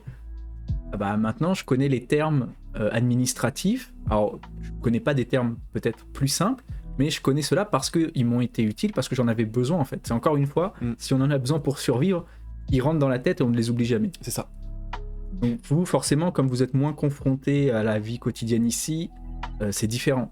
Mais voilà, le langage qui vous fait plaisir et ce qui vous est vraiment utile. Si vous êtes en conversation avec un japonais et que vous parlez d'un sujet hyper pointu, bah apprenez ce vocabulaire-là, et puis c'est pas grave, c'est toujours du vocabulaire que vous avez emmagasiné. Parce qu'effectivement, il y a des listes de vocabulaire, notamment pour préparer par exemple les examens, des grandes listes de vocabulaire. Mais en fait, s'il n'y a pas de... Il n'y a pas de logique d'apprentissage. S'il n'y a pas de choc émotionnel derrière le mot, il va beaucoup moins entrer facilement dans votre vocabulaire actif. Vous l'aurez peut-être en passif, c'est-à-dire si vous l'entendez, vous le comprenez, mais vous ne l'aurez pas en actif, c'est-à-dire si vous voulez l'utiliser, il va vous venir en tête inconsciemment. Ah, bien. Bien. Que lisez-vous, que conseillez-vous à lire aux personnes avec un bagage de 500 à 700 kanji pour enrichir justement le vocabulaire? C'est pas mal, ça va peut-être nous permettre d'enchaîner sur les ressources. Sur les ressources. Ouais. Okay. Alors sur le net, on peut trouver, en tapant en français ou en anglais, on peut trouver des petits textes qui ont été rédigés, en fait des petits textes faciles, notamment le site de la NHK, on vous montrera ça tout à l'heure, propose ça. Classé par niveau en fait, tout simplement. En fait, donc NHK, c'est un site d'information des actualités, et ils ont fait une version en japonais facile, donc pour les apprenants du japonais, et notamment avec un bagage de 500 à 700 kanji, c'est largement suffisant pour comprendre les articles. Ouais. On vous montrera tout à l'heure, on vous partagera quelques ressources. Y a-t-il un manuel spécifique pour passer le JLPT5? Ça aussi, on va en parler. Ouais. On va en parler. Donc on abordera le sujet du JLPT un peu en surface aujourd'hui et beaucoup plus en profondeur à l'approche des examens. Le japonais en douceur, effectivement. Je vois qu'il y en a qui connaissent. Est-ce que vous avez le sentiment qu'on progresse forcément plus vite en japonais au Japon? J'ai envie de dire oui, mais avec des gros guillemets et des grosses parenthèses à côté. Tout dépend de votre vie au Japon. C'est ça. C'est-à-dire, par exemple, moi qui travaille enfin nous deux, moi qui travaille dans un centre de langue avec que des francophones autour de moi, mes amis qui sont souvent français, francophones, ben, finalement, si je fais pas l'effort de m'exposer à la langue, je suis à peu près dans la même situation que quelqu'un qui serait en France. C'est ça. Si je fais pas l'effort, moi, d'aller vers les Japonais, par exemple. Donc c'est vraiment ça en fait, t'as bien résumé. La seule chose qui va faire que vous allez progresser, c'est le tout petit pas, le tout petit effort en fait, que le petit coup de pied aux fesses que vous allez vous donner pour sortir de votre zone de confort, cette appréhension de discuter, de vous tromper. Vous allez vous tromper, c'est sûr. Vous allez faire des fautes, c'est sûr. Ça, faut le mettre de côté, on s'en fiche. Il faut aller parler. Plus vous parlez en fait, plus vous vous exposez, plus vous sortez de votre zone de confort, plus vous allez progresser. Inversement, par exemple, je prends l'exemple des ingénieurs qui travaillent ici, des ingénieurs français, des ingénieurs américains ou d'autres nationalités qui travaillent en anglais, qui sont dans des entreprises japonaises, par exemple Mitsubishi ou Honda ou Toyota. Leur travail est exclusivement en anglais, les rapports sont en anglais, les réunions sont en anglais, la communication est en anglais. Pour la plupart, ils viennent avec soit leur famille, soit ils sont mariés sur place, mais ils parlent pas vraiment japonais. Et le fait que de ne pas avoir besoin d'utiliser le japonais dans la vie quotidienne fait que, après 5 ans, 7 ans, j'en ai connu après plus de 10 ans, ils ne savaient pas acheter le pain, ou acheter n'importe quoi, tout simplement. Et c'est pas une exagération, vraiment, hein, s'ils connaissaient les formules de base, bonjour, merci, bon appétit, au revoir, mais ça s'arrêtait là, parce qu'ils avaient tout simplement pas besoin d'utiliser le japonais. Leurs femmes parlaient anglais, leurs enfants étaient bilingues, ils communiquaient en anglais avec eux aussi. Au travail, ils parlaient anglais, avec leur famille, ils parlaient anglais ou français, et en fait, ils avaient aucun besoin, tout simplement. Acheter le pain ou acheter les mochis. Voilà, acheter n'importe quoi. Mais... Merci ARP Pegasus pour le follow. Merci beaucoup. C'est gentil. Merci beaucoup. Du coup, tout dépendra de l'effort que C'est vous ça. allez faire pour vous exposer à la langue. Par contre, effectivement, si vous faites un effort pour vous exposer à la langue, c'est logique que vous allez progresser plus vite que quelqu'un qui reste en France parce que vous avez plus d'exposition. C'est juste logique. Ouais. Et surtout, vous aurez plus d'exposition avec Les natifs. le langage concret, notamment les expressions idiomatiques, Ouais. les expressions des jeunes, que vous allez entendre dans la rue en fait. Donc c'est juste logique parce que vous aurez plus d'exposition. Mais il faut quand même faire l'effort de s'y exposer. Peut-être un petit conseil qu'on pourrait donner pour ceux... Alors je sais qu'on n'a pas tous ni le temps ni l'argent, puisque le Japon est quand même un pays qui coûte un petit peu cher. Mais si jamais vous avez l'occasion vraiment... Alors pour ceux qui sont à l'université maintenant, de pouvoir partir étudier en année d'échange, ça c'est goldé. Allez-y, direct. Vraiment tentez votre chance. Pour les autres qui veulent vraiment partir par eux-mêmes, tout simplement, essayez de trouver une école, pas forcément la meilleure ou les standards incroyables, mais au moins quelque chose qui vous permette de rester un peu sur place et qui vous sort en fait, vraiment, au sens propre du terme. C'est-à-dire qu'il va vous proposer des activités l'après-midi, des cours le matin, des activités l'après-midi, qui va vous faire rencontrer, c'est super important de rencontrer des gens. Et simplement, si vous vivez ici, essayez par exemple de vous inscrire dans un club, Ouais. De quelque chose qui vous passionne. En fait, c'est comme ça que vous allez rencontrer des gens. C'est ça. Est-ce que nous, on le fait? Pas du tout. Ah vraiment? Pas vraiment. Mais on a très vite fait en tant que n'importe quelle nationalité en fait, en tant qu'étranger au Japon, de vraiment se refermer sur le monde qu'on connaît, qu'on a bien voulu explorer, qu'on connaît maintenant, et ne plus se faire de connaissances.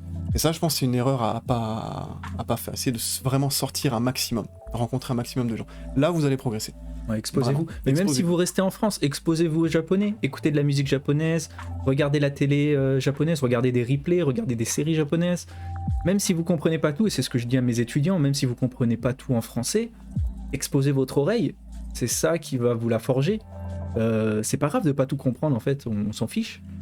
Exposez-vous au maximum, que ce soit en France ou au Japon. Je crois même qu'il y a un Américain qui a fait un site internet où il explique que il a appris à parler couramment le japonais, je crois en 3 mois. Bon, c'est peut-être un peu putaclic, mais en gros qu'il a appris très rapidement le japonais parce que donc il vivait aux États-Unis, mais il a complètement coupé tout contact avec l'anglais et il s'est enfermé dans une bulle japonaise Ouais. à travers ce qu'il écoutait, ce qu'il regardait, etc. Il s'est complètement coupé. À propos de couper, je te coupe, il y a Mizi qui nous dit merci pour le partage, bonne continuation de live. Donc je pense qu'elle va peut-être Merci, déco. c'est trop gentil. Merci beaucoup à toi d'avoir regardé. Si tu t'en vas, merci beaucoup Merci d'être passé. d'être en fait. passé pour la première. C'est trop cool. Et puis bon appétit, bon après-midi, bonne soirée pour vous. Ouais. Voilà. Mizi, merci beaucoup. Vous allez faire un live avec les jeunes, j'ai trop envie d'entendre le vrai Bien sûr, japonais. bien sûr. Ça c'est prévu aussi, des lives, il y aura plein d'invités, en tout cas il y aura plein de... En fait, on aimerait bien recevoir à terme des invités, mais on a déjà quelques idées en tête. Merci pour le follow Marianne. Mais merci, C'est Marianne, incroyable ce qui se passe. 32 000, j'ai pas eu le temps. Désolé. Marianne, Et- on va l'appeler Marianne. On va l'appeler Marianne. 2625. Je disais, on souhaiterait inviter des gens, donc des Japonais francophones, des Français qui parlent japonais. Bon, le but, en tout cas, de cette émission-là, ça va être quand même qu'on invite des gens qui savent parler français, parce que dans le chat, on a quand même une majorité de francophones. Mm.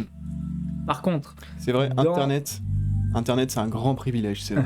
dans les lives qu'on fera à l'extérieur, je rappelle que on souhaiterait aussi faire des lives à l'extérieur. Là, vous allez entendre naturellement du japonais dans la rue, etc. Probablement même en interaction directe avec nous. Ouais. On verra. Oh, la pression. Ça me met la va pression. aller, ça va aller, ça va aller. Alors pour continuer sur les ressources, on va faire deux choses. Quelle heure il est 20h, ça fait déjà 1h. Est-ce qu'on enchaîne direct ou pas? Est-ce qu'on fait une pause de 5 minutes? Pause ou pas pause? Qu'est-ce que vous en pensez dans le chat? Est-ce que vous êtes chaud pour continuer? On va enchaîner sur les ressources. Donc Moi, je suis chaud sur les mochi. les ressources physiques, c'est-à-dire ce qu'on peut vraiment toucher. On a les ressources concrètes, donc on va mettre aussi les sites internet, on va vous recommander des vidéastes aussi, on verra à la fin. On vous présentera, on a amené 2-3 bouquins, on continue. Ok. Parfait, ok. Qu'est-ce qu'on fait? Est-ce qu'on commence par les bouquins? Mhm. Et après on fait les ressources en ligne? Ouais, les bouquins, c'est Ouais. plus tangible, c'est ce Ok. que tout le monde utilise en général. Oh, merci. Thunder. Plus. Plou. Merci beaucoup en tout En tout cas cas, c'est pour le trop follow. gentil. Ouais, c'est trop gentil. La pause uniquement si vous en avez besoin. Pour l'instant, ça Non, va. ça ira. Ça va. Allez, on enchaîne donc sur les manuels. Alors les manuels, beaucoup de personnes pensent que c'est un peu trop scolaire, un peu trop académique. C'est vrai, mais en tout cas, par exemple pour moi, c'est ce qui marche le mieux, Pour moi aussi. largement. Ça a le mérite de catégoriser le contenu, de le compartimenter et de voir un petit peu vraiment C'est ça. où on en est en fait, tout simplement. Est-ce que c'est vrai que le pouvoir d'achat est plus au Japon qu'en France?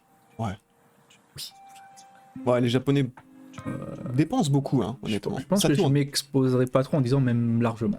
Ouais. L'argent tourne beaucoup. Mm. En tout cas, est bien réinjecté dans le système financier. Ouais. Voilà. Du Merci coup, beaucoup. les manuels. Vas-y, commence, hein, j'irai chercher Je commence après. Ouais. Alors j'en ai ramené. Parle bien dans le micro. Pardon. Le premier manuel, celui auquel tout le monde pense quand on parle d'études du japonais, en tout cas en France, aux États-Unis, ça sera différent, ils ont un équivalent. Ça sera le Minna Minano Nihongo. Minna no Nihongo, ouais. Que vous connaissez probablement pour ceux qui sont à l'université. Tu veux aller le chercher? Ah ouais, tu vois. On va vous présenter. J'ai les rênes. C'est bon, on peut dire n'importe quoi sur lui. Il nous entend pas. Non, mais donc. Je disais le Minano Nihongo, qui est le manuel utilisé dans les universités en France. En tout cas, ça l'était quand moi j'ai passé ma licence. C'est le manuel que je pense la majorité des gens utilisent. Là, les traductions et tout. Ça, c'est pas le manuel. Ah, ok. Donc, voilà par exemple. Ouais, la couverture a changé, effectivement. Donc, vous ne l'entendez pas, mais il me dit, je crois que la couverture a changé depuis. Effectivement, c'est l'ancienne version. Ici. Mais qui fait très bien l'affaire. Dans la nouvelle version, ils ont juste remplacé quelques mots qu'on utilise moins. Par exemple, ils ont remplacé la cassette audio par le mot CD, ce qui est normal. Mais les règles de grammaire sont les mêmes. Du coup, le Minano Nihongo qui se présente en plusieurs niveaux. Celui-là, par exemple, c'est le numéro 2. Là. Oh, elle a ramené la bibliothèque. Et donc, il y a un manuel, c'est le plus complet en fait.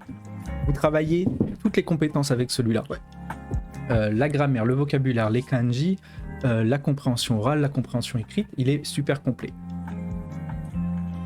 Vous avez même, et ça, faut le noter parce qu'il n'y en a pas beaucoup en fait, vous avez les traductions et notes grammaticales sont en français. En tout cas, il y a une version française, il y a d'autres langues aussi. Il y a une version française, tout est en français à l'intérieur. Je pense qu'ils verront pas d'ici, mais Non, ils verront pas, mais c'est écrit en français. croyez-nous. Et du coup, ça en fait un gros avantage parce qu'il n'y a pas beaucoup de manuels en français. Un outil très précieux même, j'ai envie de dire. Ouais. Donc vous pouvez tout simplement en fait utiliser le livre de base, qui est lui tout en japonais mais adapté en fait aux grands débutants, et en parallèle ou avec tout simplement utiliser ça, donc qui est la traduction de ce qu'il y a dans le livre de base plus les explications en français. Ouais, donc si vous, en fait, cette série Minano Nihongo, il y a beaucoup de manuels complémentaires. C'est-à-dire que vous avez 2 manuels principaux, la version en japonais et ce petit complément qui vous donne les explications en français. Et vous avez aussi un manuel, enfin un tome de thème et version, un tome pour les kanji, etc.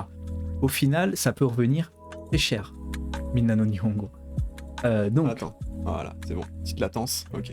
Donc, premièrement, si vous deviez en acheter qu'un seul et que vous êtes débutant en japonais, prenez le Minano Nihongo 1, numéro 1, la version japonaise, donc qu'on appelle Honsatsu, et sa traduction grammaticale, ça fera très bien l'affaire.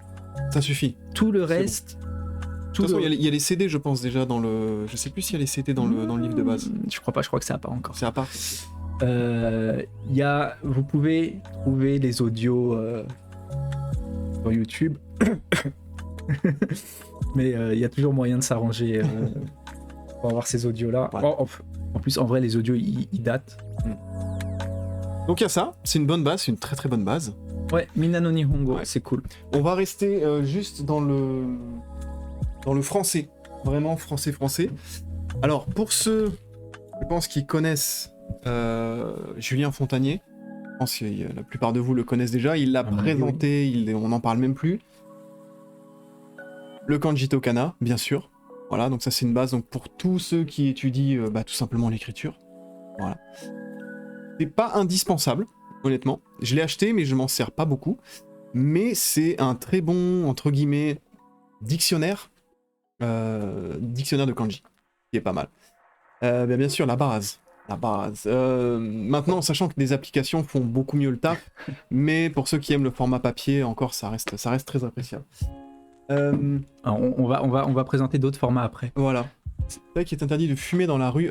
C'est interdit officiellement non, mais très fortement déconseillé sous peine d'amende. Question bête, mais les kanji japonais ont-ils le même sens que ceux qu'on voit dans le chinois? Désolé pour la question, je me dis que si on essaie d'apprendre les deux langues, il y a des raccourcis.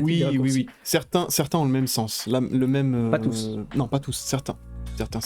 Ouais. Et en japonais, en chinois simplifié, en mandarin simplifié, faut juste apprendre à convertir les clés des kanji japonais en version simplifiée. Et ça peut déjà beaucoup aider. Pour rester donc toujours dans les ressources purement françaises, on nous parlait tout à l'heure de vocabulaire, il y a un livre qui est pas mal, alors là c'est inversé, je sais pas si j'en vois, les mots du japonais. Les mots du japonais, c'est les éditions Ellipse qui font ça. Les mots du japonais qui a été écrit par, je sais pas s'il y a le nom. Oh là là, le nom. Florence Bernodeau Dijkstra. Voilà, cherchez juste les mots du japonais, qui est pas mal en fait. Il est classé par, on va rien voir je pense, mais classé par thème, avec énormément de vocabulaire en fait. On a quoi? On a la société, la culture. Dans le même style, vous avez dans exactement le même style, vous avez Neko no Kotoba. Ouais. Et exactement pareil, vous avez des thèmes et des mots classés. Donc je rappelle les mots du japonais, donc il y a environ 11 500 mots classés par thème. Sponsorisez-nous. Avec bien sûr à chaque fois les hiragana à côté et la traduction en français. Et pour finir, après on va passer aux ressources peut-être anglaises ou purement japonaises. Moi c'est pas français là. C'est pas français, donc pour finir en français, Julien Fontanier en a aussi fait la publicité, mais ça par contre ce sont de très très bons ouvrages. C'est la grammaire systématique, je pense pas qu'on voit ici. Grammaire systématique japonaise. Non, je pense pas qu'on voit, c'est inversé. Grammaire japonaise systématique, c'est Reiko Shimamori qui a écrit ça. Je crois que c'est une prof, je sais plus si c'est Lyon ou Paris, je sais plus. Et c'est un excellent bouquin pour ceux qui aiment vraiment le côté un petit peu, comment dire, très académique de l'apprentissage des langues. Donc c'est vraiment un bouquin de grammaire. Alors là, on est sur du très très académique. Voilà, très très académique. Hein. Donc c'est vraiment pur et dur. Voilà, par rapport à Minna no Nihongo qui sera quand même un peu plus ludique. Beaucoup plus sur le communicatif. Ouais. Là c'est vraiment, on vous explique le pourquoi du comment de telle particule, telle utilisation de telle. Jusqu'à maintenant, si vous deviez en acheter qu'un seul, moi ma recommandation, ça serait largement le Minna no Nihongo. Ouais. Donc je rappelle, celui qui ressemble à ça. Vous avez la nouvelle version, la couverture est un peu différente, mais c'est le même texte. C'est ça. Vous avez plusieurs niveaux, confondez pas les niveaux non plus. Mais si vous deviez en acheter qu'un seul en français, ça serait celui-là. Ouais. On l'a poncé celui-là, on peut le dire. Hein. Moi, je pense qu'il m'a accompagné durant... La série des Minna, on les a vraiment... on les a usés. Hein. Toutes mes années, on les a jusqu'à usés. maintenant, je les utilise encore. Vraiment très cool. On passe aux ressources en anglais. Ouais. Alors l'équivalent anglais, je crois pas qu'il y ait une version française. L'équivalent anglais du Minna no Nihongo, c'est le Genki. À peu près, c'est noté. C'est à peu près la même chose que le Minna no Nihongo. Pas sûr qu'il y ait une version française. Je dis peut-être des bêtises parce que peut-être qu'ils l'ont sorti récemment. À vérifier. En tout cas, en général, c'est la méthode utilisée dans les universités aux États-Unis. Ouais. Et ça fait le même taf, ça vous apprend la grammaire, le vocabulaire, etc. Pour moi, il n'y a pas de grande différence avec le Minna en fait. Donc à choisir, moi je préfère le Minna parce qu'il est en français. Sinon, j'ai un manuel de kanji qui est super cool, mais c'est que sur les kanji, du coup je vais le présenter après. Pour ce qui est de la grammaire, vous avez la méthode try. Ouais. Try, on va le dire à la française. TRY, c'est la méthode avec le petit ver de terre qui monte le triangle des niveaux. Qui est assez cool aussi, elle est pas en française. Ça se présente toujours, on verra rien encore une fois, avec un grand texte. Merci. Ça se présente toujours avec un grand texte introductif à chaque leçon. Et dans ce texte-là sont regroupées toutes les notions de grammaire de la leçon. Donc vous avez un grand texte que vous pouvez écouter avec l'audio. Et suite à ça, vous avez toutes les explications des règles de grammaire qu'on trouve dans ce texte-là. Il y a un manuel par niveau. Donc je rappelle les niveaux en japonais, en tout cas, comment dire, traditionnellement on organise ces niveaux comme ça. Ça va du N5 le plus bas, en tout cas débutant, grand débutant, au N1 le plus haut. Ça c'est par exemple le N4. J'ai pas ramené le N3, mais là il y a le N1. J'ai pas ramené le N3, mais c'est exactement la même chose. Hein. Il est bien. Il est sympa. Il a cet avantage d'être un petit peu, on va dire, destiné au public étranger. C'est-à-dire qu'on prend en compte les étrangers. On verra après plus tard, il y aura d'autres manuels pour travailler ça, justement. Là, on va rentrer un petit peu dans la question qu'on nous a posée tout à l'heure, les séries pour le JLPT. Travail, par exemple, JLPT 5, 4, 3. Ça en fait partie. Oui. Ça, c'est par exemple, pour le niveau c'est 4. Vraiment pour le JLPT, mais vous pouvez l'utiliser, enfin, c'est des règles de grammaire, vous pouvez l'utiliser comme manuel d'apprentissage du japonais. Il faudra, par contre, prévoir à côté d'autres ressources, par exemple, pour le vocabulaire. Ouais. Je continue avec les kanji. Alors là, c'est pour un niveau plus avancé. Ouais. Vas-y. Les kanji in context. C'est l'édition révisée. Il y a une ancienne édition avec une couverture un peu différente. Donc ça, c'est le centre interuniversité des études de japonais qui l'édite. Et publié par le Japan Times. Donc je pense que vous pouvez le trouver sur le site, vous allez sur Japan Times, en général il y a une version anglaise. Je crois qu'il y est sur... Et il propose toutes les publications. Donc je pense que vous pouvez le trouver, même sur Amazon à mon avis. Voilà. Ouais. Bien sûr en anglais, il a l'avantage de contenir absolument tous les kanji du japonais, en tout cas tous les Joyo kanji, donc les kanji usuels. Et 3000 surtout après la révision récente. Voilà, surtout après la révision récente, parce que dernièrement, ça date un peu maintenant. Quelques années déjà. Il y a eu une révision qui a augmenté la liste des kanji que l'on est censé connaître dans la vie quotidienne au Japon. Donc il y a tous ces kanji-là et un peu plus. Et pour tous ces kanji-là, vous avez des mots de vocabulaire classés par niveau. Le but, c'est de l'apprentissage en spirale, c'est-à-dire comme vous avez pour chaque kanji des mots de vocabulaire de niveaux différents, le but, ça va être d'apprendre les premiers mots d'un kanji donné, avancer, vous allez jusqu'à la fin du manuel, et vous revenez au tout début et vous apprenez les mots de niveau un peu plus avancé pour les mêmes kanji. C'est de l'apprentissage en spirale comme ça. C'est super cool parce qu'il a tous les kanji du japonais. Attention à réserver pour les utilisateurs plutôt avancés. Ça commence pas avec des mots hyper simples non plus. Les premiers mots, ça va être du N3 à peu près. N3 à peu près. Avec ça, vous avez deux cahiers d'activités dans lesquels vous pouvez trouver des exercices qui réutilisent ces kanji. C'est pour ça que ça s'appelle kanji en contexte. C'est parce que vous avez des batteries d'exercices où vous utilisez ces kanji dans des contextes donnés via les workbooks. Alors toujours pour rester sur les kanji, et en anglais, il y a une série qui est incroyablement, je vais pas dire fun, parce que, bon si je peux dire fun, mais qui est vraiment bien. Alors ici j'ai que deux livres de cette série, sachant qu'ils en ont fait 3. Il y en a un pour le niveau débutant, un pour le niveau intermédiaire, un pour le niveau avancé. Alors je sais pas si on voit bien ici, ça s'appelle donc le manuel de kanji pour les étudiants d'échange. En japonais, hein. Donc ici, on voit dans le niveau avancé, vous avez 1000 kanji, dans le niveau intermédiaire, vous en avez 700, et dans le niveau débutant, vous en avez 300. Donc 300, si vous n'avez pas le temps de noter toutes les références, c'est pas grave, on essaiera de vous les mettre dans la description des replays, que ce soit sur Twitch ou sur YouTube. Donc pour le coup, celui-là, il est vraiment très bien, en fait. Hein. C'est la même, un petit peu la même forme que ce que vous a présenté Charles tout à l'heure. Vous avez des petits textes, des petits dessins, et à côté, ensuite, vous allez avoir les kanji, avec le sens, bon alors peut-être vous voyez pas bien d'ici, mais les kanji avec des exemples, des mots de vocabulaire, le sens, etc. etc. Le niveau avancé est un peu vénère, le niveau débutant est très abordable, et surtout que, je le répète encore une fois, comme c'est pour des étudiants d'échange, ils ont pris en compte en fait la dimension un petit peu étrangère des étrangers, tout simplement, donc ils n'ont pas l'habitude de la culture japonaise, qui n'ont pas l'habitude de travailler comme des japonais, apprendre comme des japonais, et donc il est vraiment bien fait, bien orienté, facile à prendre en main, facile à utiliser. En anglais, il y a une excellente chaîne YouTube qui reprend tous les points de grammaire de Genki et Quartet Tokini Andy. Tokini Andy, ok, bah je connais pas. Donc n'hésitez pas à aller voir ça. On pourra peut-être aller voir après. Même. Ouais, si vous avez des ressources, n'hésitez pas, on va passer après sur les chaînes YouTube, après les manuels.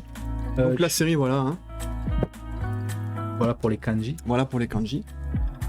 Après, on va passer sur un manuel qui est complémentaire à votre étude du japonais, c'est-à-dire que il est complètement optionnel.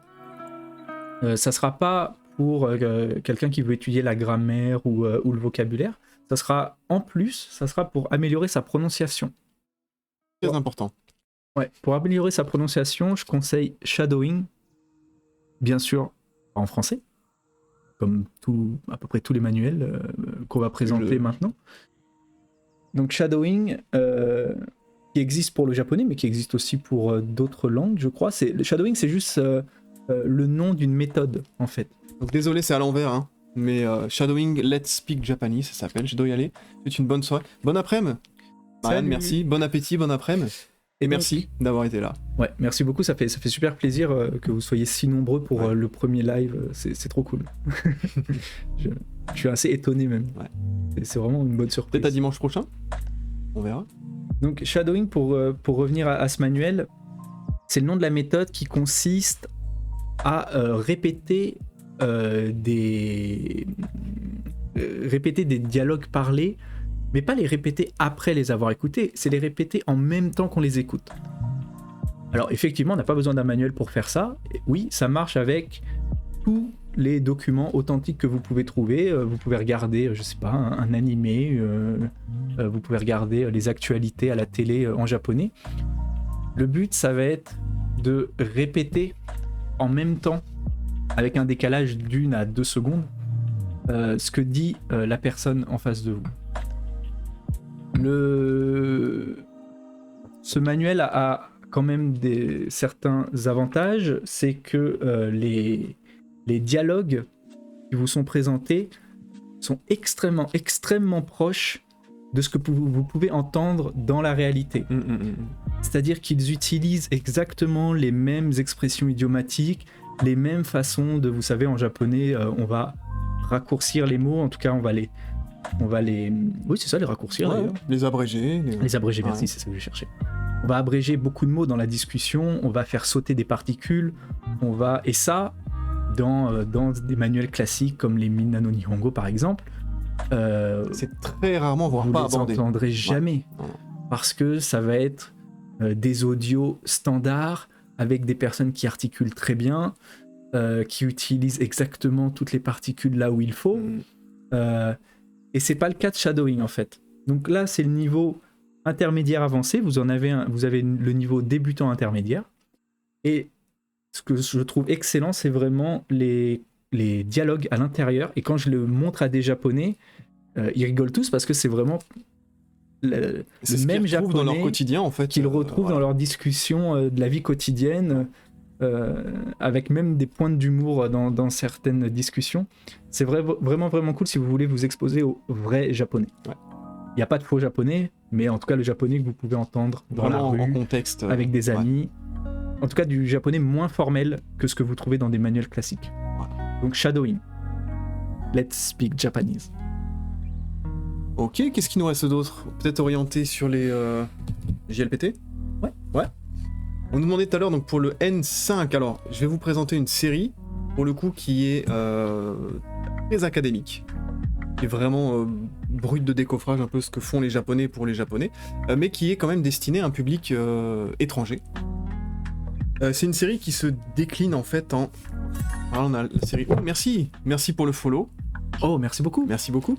Painwed. Ouais, j'espère qu'on prononce bien, qu'on n'écorche pas. Ah, désolé sinon. Donc une série qui se décompose en 5 tomes pour Ciao, chaque Potro niveau. Games. Yes, Poto Games. Merci beaucoup, bon après-midi à toi. Bon dimanche. Donc il se décompose en 5 livres pour chaque niveau. Donc il y a le niveau N1, N2, N3, N4, N5, donc une collection de 25 en tout. C'est un peu cher si vous voulez passer tous les niveaux. Et pour chaque niveau, donc vous avez la compréhension écrite, la compréhension orale, le vocabulaire, la grammaire et les kanji. Donc vous retrouverez les 5 en fait, les 5 catégories en fait, peu importe le niveau. Pour les niveaux les plus bas, donc pour N5, N4, je crois que ça, seulement ces deux-là, vous pouvez trouver les versions anglaises. Entre autres, il y a l'espagnol, anglaise, il y a philippine aussi, il y a quelques traductions qui ont été faites. Et il n'y a pas français. Mais malheureusement, il n'y a pas encore le français. Voilà, si vous faites des études de japonais et qu'on vous dit qu'il n'y a pas de... et que vous cherchez du travail, traduisez les manuels de japonais. Alors, je suis sûr qu'il y a un public en plus. Donc là, d'une c'est en japonais, de deux c'est à l'envers, donc c'est un petit peu compliqué, mais la série s'appelle Shin Kanzen Master. Donc maîtriser complètement le japonais, Shin Kanzen Master, qui est pour moi une bonne série.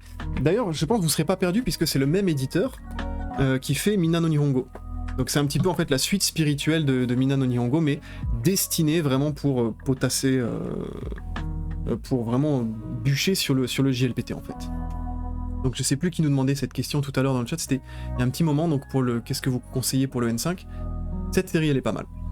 Super pointu pour le JLPT, mais enfin, vraiment si on arrive au bout, théoriquement on passe l'examen sans problème. Ouais, clairement.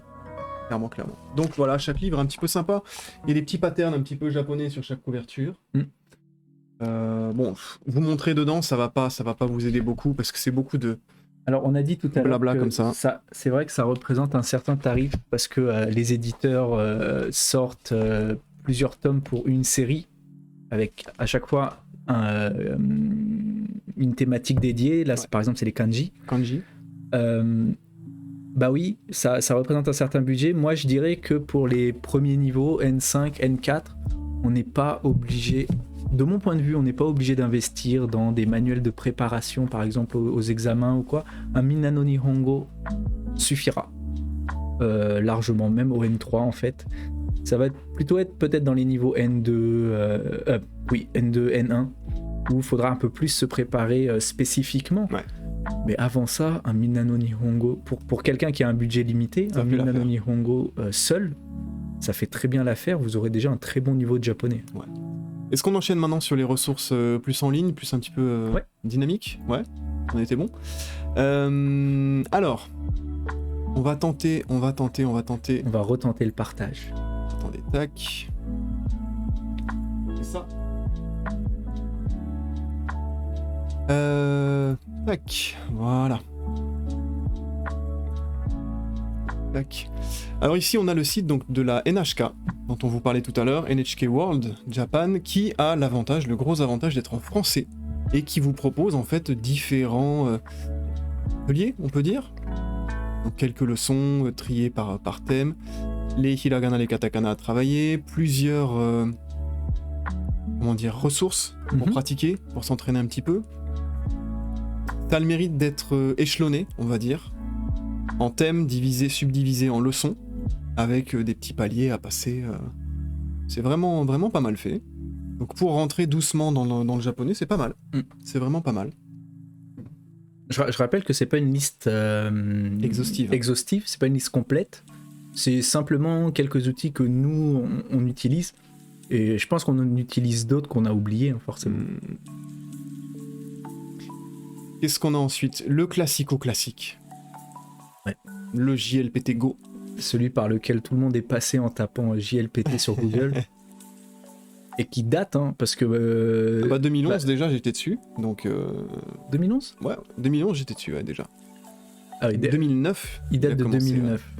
Donc vraiment, ça date. Par contre, dernière mise à jour, effectivement, 2015. Je crois même que les decks pour les flashcards sont plus à jour. Mais c'est pas grave, il y a quand même beaucoup de ressources dessus. Notamment pour la grammaire et le vocabulaire. On peut voir qu'on peut regarder un petit peu vite fait. C'est classé par niveau, c'est classé par thème. Vous pouvez un peu choisir comment vous... Bon, c'est un peu archaïque, on va dire, mais ça a le mérite de faire le taf. C'est du 2015. Voilà.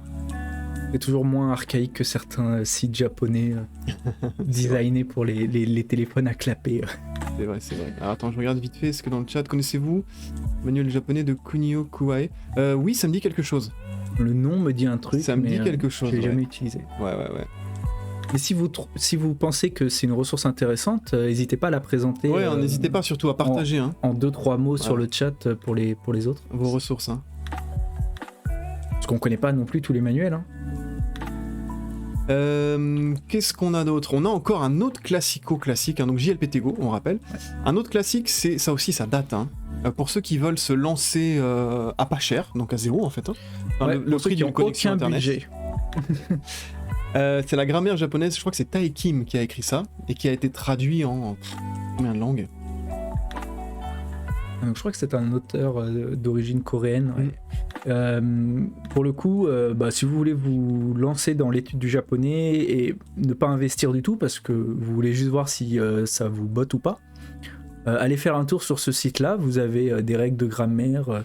C'est une vraie méthode en fait. Je crois même qu'il en a sorti une version papier qu'on peut acheter. Si vous voulez en version papier, mais la version internet... Enfin, la version papier n'a pas plus de contenu que la version internet, je crois. C'est vraiment la même. Donc voilà, je l'ai potassé celui-là, je me souviens, juste avant de partir la première fois au Japon en 2011. Parce que c'était assez concis, complet, c'était pas mal. Il n'y a pas tout, bien sûr, mais c'est vraiment très bien pour aborder les bases très vite. Et de manière, j'ai envie de dire, plutôt efficace, on va dire. Ouais, ça c'est cool. Ça a le mérite d'être très très concis. Voilà. Voilà, pour ça. Alors, on le présente plus, on en a parlé tout à l'heure, bien sûr. Julien Fontanier, ces fameux cours de japonais en vidéo, qui sont très bien, mais avec une approche très systématique, très, très académique. Donc vraiment, voilà, on présente un point de grammaire, on voit son utilisation en contexte, et puis après, il vous donne quelques exercices à faire à la maison. Voilà. Je pense qu'on ne présente pas vraiment Julien Fontanier. Je pense qu'on ne le présente plus, en fait, à mon avis. À mon avis, c'est grâce à lui que beaucoup se sont lancés dans le japonais, d'ailleurs. Je pense aussi, ouais. Un petit retour sur le chat. Pas de nouveaux messages, ok. Voilà, donc il y a tout. Hein. Donc pour ceux, peut-être éventuellement ceux qui ne connaissent pas, ça m'étonnerait. Il y a quoi? Il y a grammaire, un petit peu de vocabulaire, de temps en temps un petit peu de culture. Vous voyez de toute façon aux miniatures, hein, les différents thèmes. Voilà. Donc ça aussi, ça peut être pas mal pour avoir une introduction sympa. Ouais. Sympa au japonais. Et puis c'est toujours en français. Hein, Et c'est toujours en français. Ça a cet avantage. Encore une fois, les ressources en français sont tellement rares que... Donc oui, j'ai oublié de le mentionner, mais effectivement, jusque-là, donc tout ce qu'on a vu, NHK World Japan, JLPT Go, le guide de Taekim, et ça, tout ça, c'est en français. Donc c'est 100% français. Voilà. Ensuite, je crois qu'on a de l'anglais. Ouais, donc ça, c'est un site que moi, perso, j'utilise pas mal quand j'ai des questions sur une nuance, en fait. Alors, ça s'appelle Maggie Sensei. Voilà, donc, ici.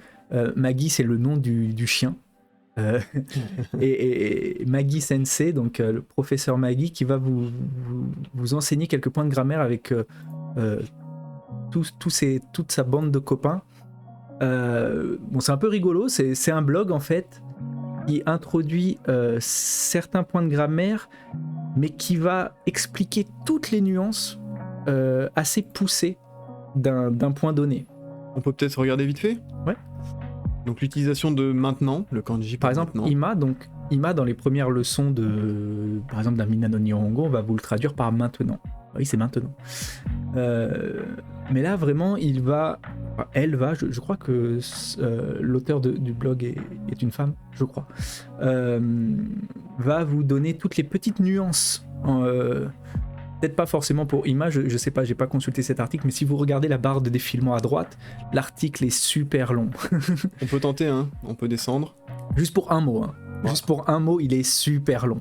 Donc vous avez vraiment beaucoup d'exemples en contexte, beaucoup de nuances. Énormément d'exemples. Pour ceux qui commencent le japonais, tous les exemples sont transcrits en romaji, donc en alphabet latin. Si par exemple vous connaissez pas sur le bout des doigts vos hiragana, avec des explications en anglais, des couleurs. C'est vraiment super cool pour ceux qui veulent pousser un peu plus loin au point de grammaire. Attention, juste pour un mot, déjà l'article fait 4 km, je vous laisse imaginer pour des points de grammaire un peu plus poussés ou des expressions ou autres. Donc ça s'appelle vraiment cool. Maggie Sensei. Voilà. Ensuite, on a... Alors, je te laisse le présenter, celui-là. Ouais, donc là, bon, c'est donc des doriru, donc c'est des petites fiches de vocabulaire. Pour ça peut être cool si vous voulez vous en imprimer pour chez vous. On le rappelle, on mettra ça en lien, je pense, dans la description de la rediff YouTube, vous pourrez aller voir, ou la description de la vidéo. Vous pourrez cliquer pour aller regarder tout ça. Voilà, donc là vous avez accès à des mini posters, des petites fiches, je crois que c'est en PDF d'ailleurs. Donc Chibi Monsieur Doriru, ça s'appelle, donc par exemple, je sais pas, on peut regarder celui-là. Le site c'est happylika.net. Donc voilà, vous pouvez télécharger ces PDF avec des petites images. Ça peut être ludique, je pense aussi à ceux qui ont peut-être des enfants et qui veulent leur introduire du japonais. Ça peut être cool d'utiliser des supports imagés comme cela. Voilà, vous avez par exemple les bâtiments ici, les lieux et bâtiments. Donc c'est plutôt destiné à un public débutant forcément. Les formes, les couleurs. Mais ça peut être plus simple d'associer un mot à une représentation, à une image, plutôt que de l'associer à chaque fois à l'équivalent français ou anglais. Bien sûr. On rappelle, hein, plus vous stimulez de sens, hein, visuel, auditif, plus facile ce sera pour vous ensuite de retenir le mot que vous apprenez. C'est quoi? C'est la famille, ça, avec les enfants, les grands-parents? Ouais. Ensuite, on a quoi? Ensuite, on a... ça, on en parlera après. On en parlera après, ouais. Et Judaichi. Bon, on le présente après, à la fin? Ok, ça marche. Ok, en recommandation. Je voulais présenter aussi... ça dépend, est-ce que tu veux enchaîner sur d'autres styles de... Maggie Sensei, c'est le meilleur. On n'a pas fini, on va continuer les partages. Hein. D'autres styles de ressources. On peut compléter sa formation du japonais avec des moyens de se confronter à la langue. Donc encore une fois, regarder des séries, écouter des musiques, même si vous comprenez pas tout, c'est pas grave. Aussi, essayer de parler avec des natifs. Alors pour ça, il y a plusieurs moyens. Il y a par exemple des applications sur téléphone. Je pense que beaucoup connaissent Hello Talk. Donc hello de bonjour en anglais, et puis talk de parler. Hello Talk. Qui permet de trouver des correspondants étrangers. La même chose, c'est Tandem. C'est exactement le même principe. Ça peut permettre de s'exposer à la langue avec des natifs, de discuter, puis de se faire des potes en fait, aussi. Ça peut être aussi par trouver des Discord. Ce qui manque souvent, c'est la motivation en fait, si on apprend tout seul. Donc ça peut être cool de se motiver à plusieurs, ça peut être par des forums. Forum, c'est un peu vieillot maintenant, je trouve. Surtout avec tout ce qui est Reddit, Discord, etc. Ça peut être des Discord, donc forcément je pense au mien tout de suite, donc le Discord de parole. Mais ça peut être aussi, il y a plein de Discord, il y a Apprenons le japonais, il y a le Discord Japan Kanke. Donc Japan Kanke, c'est un Discord d'apprentissage du japonais. Et l'administrateur de ce Discord, qui s'appelle David, propose des cours de japonais sur Twitch, avec des rediffusions YouTube aussi. Et du coup, ça peut être cool, ça permet de se motiver avec d'autres apprenants. On l'a ici, peut-être on peut le montrer. Ouais. Je sais pas. Vas-y, mets... Nouvel onglet. Et du coup, ça peut permettre à la fois de trouver des apprenants qui, comme nous, apprennent la langue. Ça peut permettre de trouver des gens... J'arrive pas à taper. Problème de clavier. Ah, c'est bon. Ça peut permettre de trouver des personnes qui ont un meilleur niveau que nous, qui vont nous expliquer des points de grammaire. Ouais. Alors, tac. L'Insta, qu'est-ce qu'on va mettre comme... Mais par exemple le Twitch, ici, dans sa description. Attends, je sais pas. Tac, on va faire un petit partage d'abord. Voilà. Voilà, par exemple Japan Kanke. Je te laisse le présenter. Merci. Hop. Donc c'est un serveur Discord, mais c'est aussi une chaîne Twitch. Et sur sa chaîne Twitch, il va faire des cours de japonais, voilà. N'oublie pas de mettre pause en haut. Pause ici, pardon. Ouais. Hop. Il va faire des cours de japonais qui sont ensuite rediffusés sur on va faire un raid après, c'est YouTube. un raid chez lui. Et voilà, donc ça c'est vraiment cool aussi. Encore une fois, c'est gratuit, c'est en français, ça permet de garder la motivation parce qu'on voit qu'on n'est pas tout seul confronté au problème de l'apprentissage d'une langue. Ça peut être cool. Donc, les serveurs Discord, les forums, même les pages Reddit par exemple. Alors on dit qu'il y a un manuel de français pour les japonais qui est très bien. Les phrases idiomatiques françaises sont traduites en japonais. Il faut avoir un bon niveau en kanji, car pas de furigana, donc pour le niveau avancé.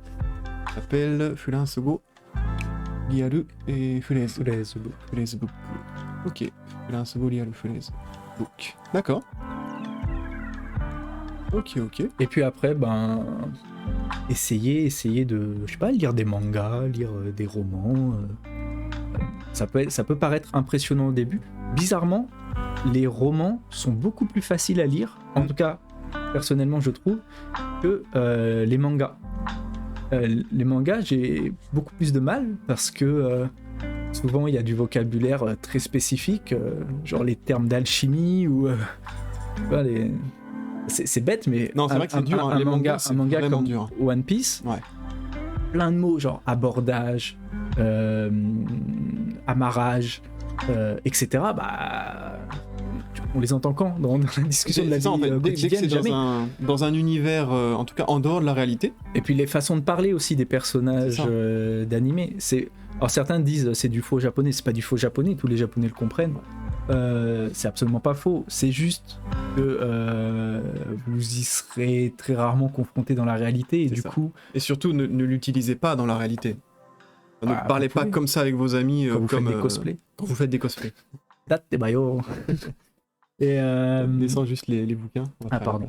Et du coup, les romans, même si ça fait plus peur au début, c'est, je trouve, plus facile à aborder que les mangas. Ouais. Mais les mangas, c'est peut-être plus sympa pour beaucoup de gens. Ludique, on va dire. Ouais, c'est ça. Ouais, mais c'est pas le plus facile. C'est le plus ludique, mais c'est pas le plus facile. Donc. Pareil pour les animés par rapport aux séries, par exemple. Moi, je préconise les séries parce que ce sont des vrais acteurs, donc c'est vraiment le langage oral, surtout les séries un peu tranches de vie et tout, ça c'est cool. Ok, très bien. Très bien, très bien. Est-ce qu'on part sur le... Ça fait combien de temps là qu'on est en live 1h42 déjà. J'espère que vous n'êtes pas fatigué. Est-ce qu'on part sur la recommandation du jour? Je sais pas, je vais dormir un peu. Tu vas dormir? Ouais, sur la reco du jour.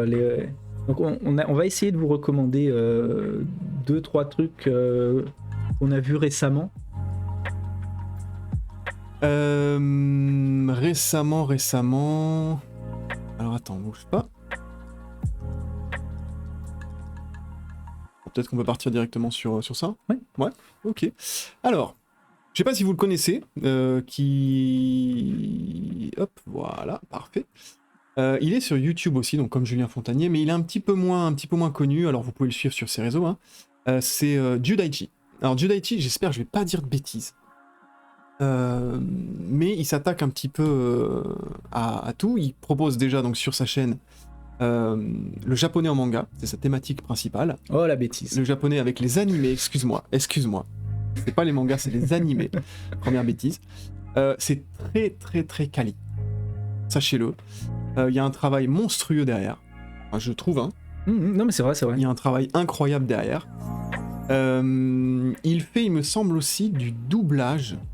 Je sais pas s'il le fait au niveau professionnel, en tout cas, il a un excellent accent japonais, incroyable.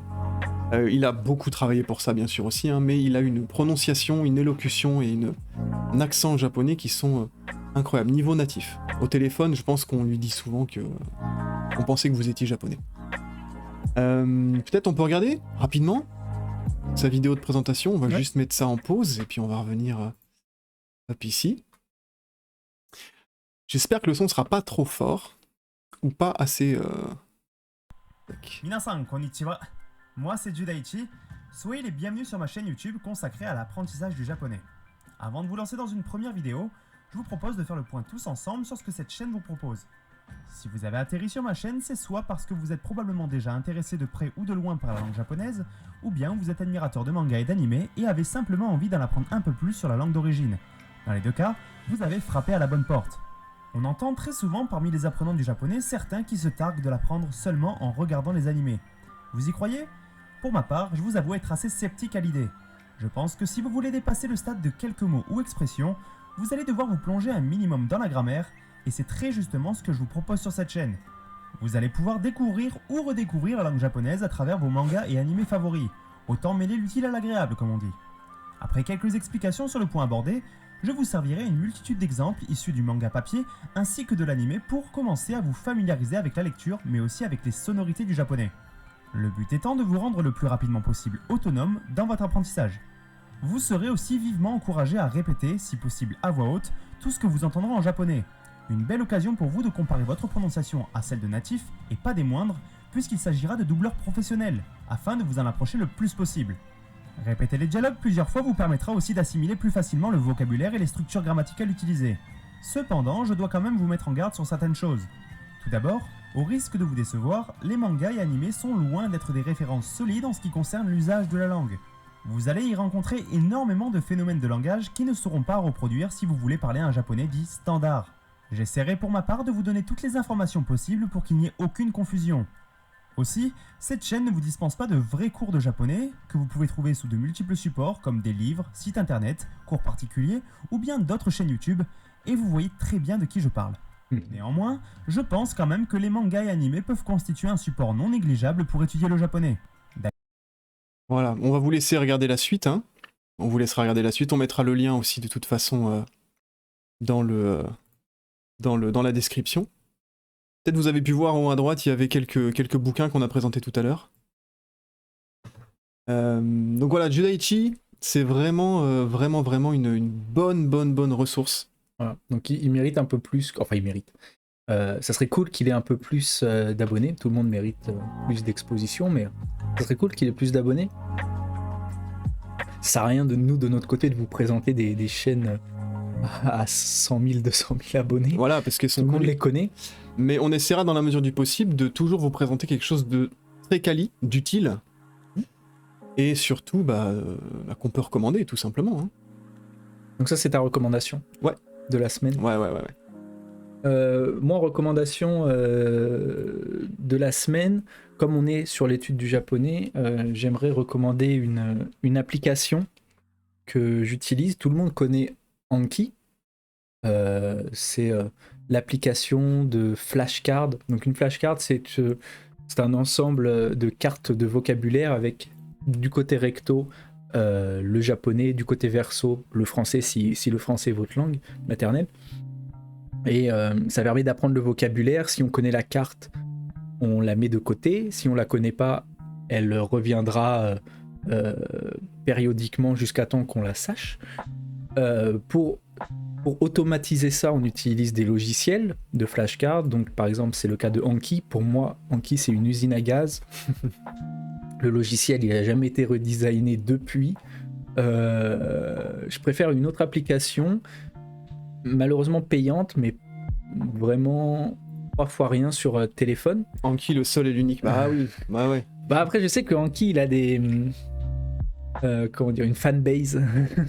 Une fois qu'on a appris à utiliser Anki, ok, on peut difficilement s'en passer, mais Anki, la barrière au départ est quand même assez haute. Moi, j'utilise une application qui s'appelle Lexilize. L-E-X, je ne sais plus. Elle est bien dans Google voir. Lexilize, je crois. Bah, montre, si tu l'as sur ton... Sur mon téléphone. Ouais.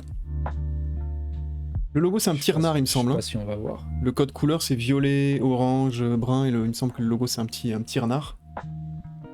Alors... Qui permet de... Dis-moi, arrête-moi si je me trompe, mais de faire vos propres flashcards et de les inclure dans des exercices. Voilà, je t'arrête pas en fait.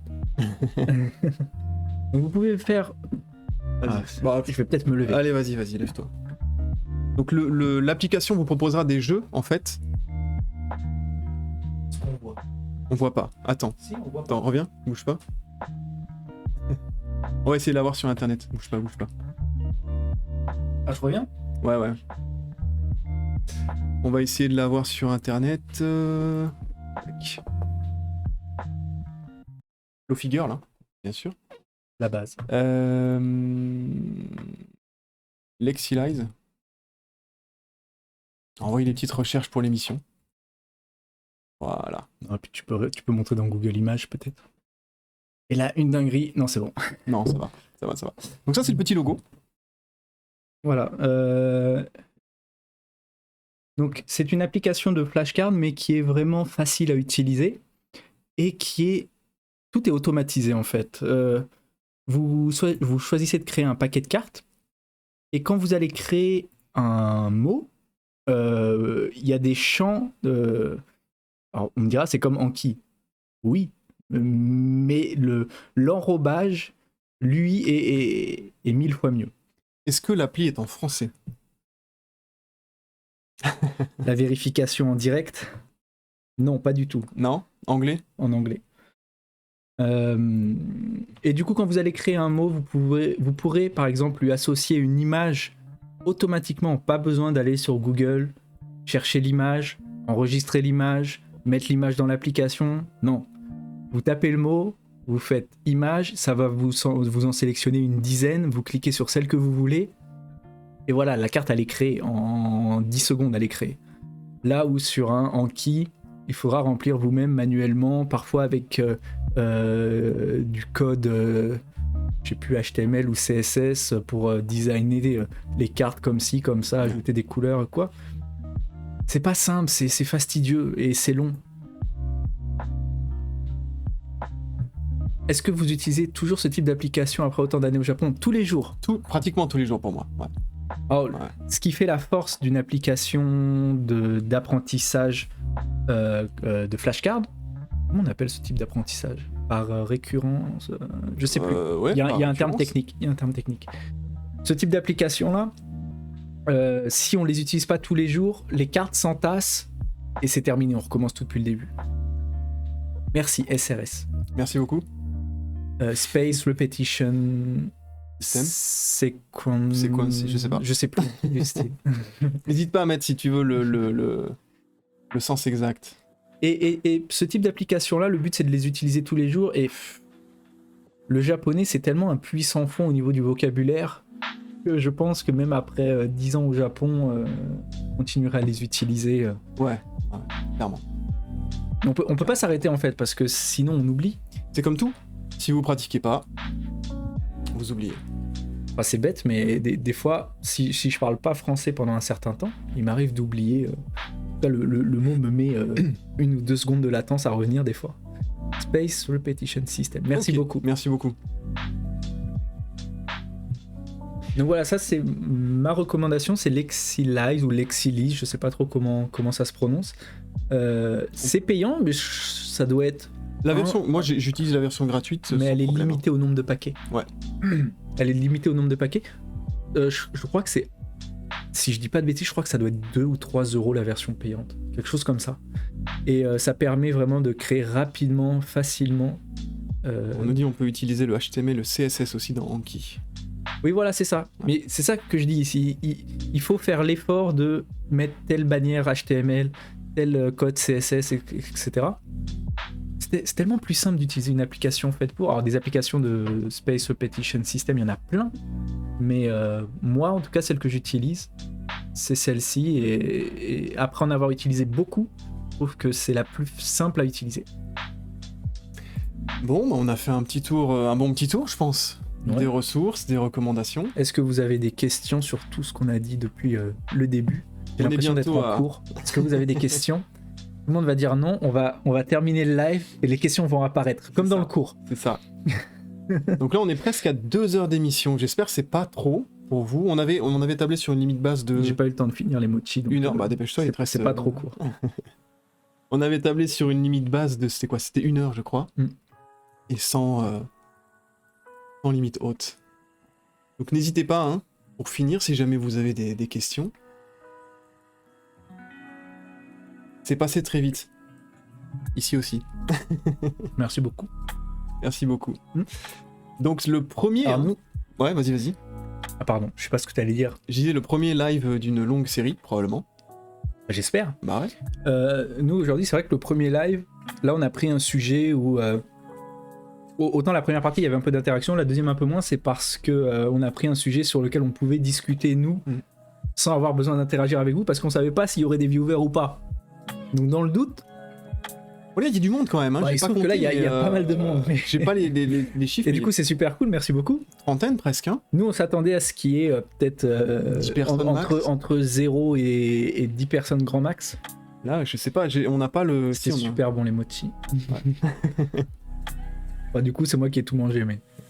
Et nous, comme on s'attendait à ce qu'il n'y ait pas grand monde, voire personne, on s'est dit qu'on va prendre un sujet sur lequel on peut présenter des choses. Comme ça, on peut parler en roue libre devant la caméra sans avoir besoin d'interagir avec quelqu'un. Donc ça pouvait paraître un peu juste dirigiste, cette émission. Mais à terme, on aimerait bien beaucoup plus échanger avec vous. Ouais, toujours bon d'avoir un fil rouge. On aura un fil rouge pour chaque émission, en tout cas un thème.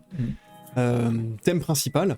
Mais je pense qu'on échangera beaucoup plus aux prochaines plus émissions. Ou moins, mais ouais, on va échanger beaucoup plus. Et aussi, on essaiera d'amener beaucoup plus d'éléments, parce qu'aujourd'hui, on a fait, entre guillemets, on a partagé des tips, des astuces, on a discuté, on vous a présenté quelques ressources, mais probablement qu'on pourra présenter des choses plus concrètes, notamment peut-être des vidéos de voyage, ou peut-être des retours sur les voyages qu'on aura fait peut-être récemment.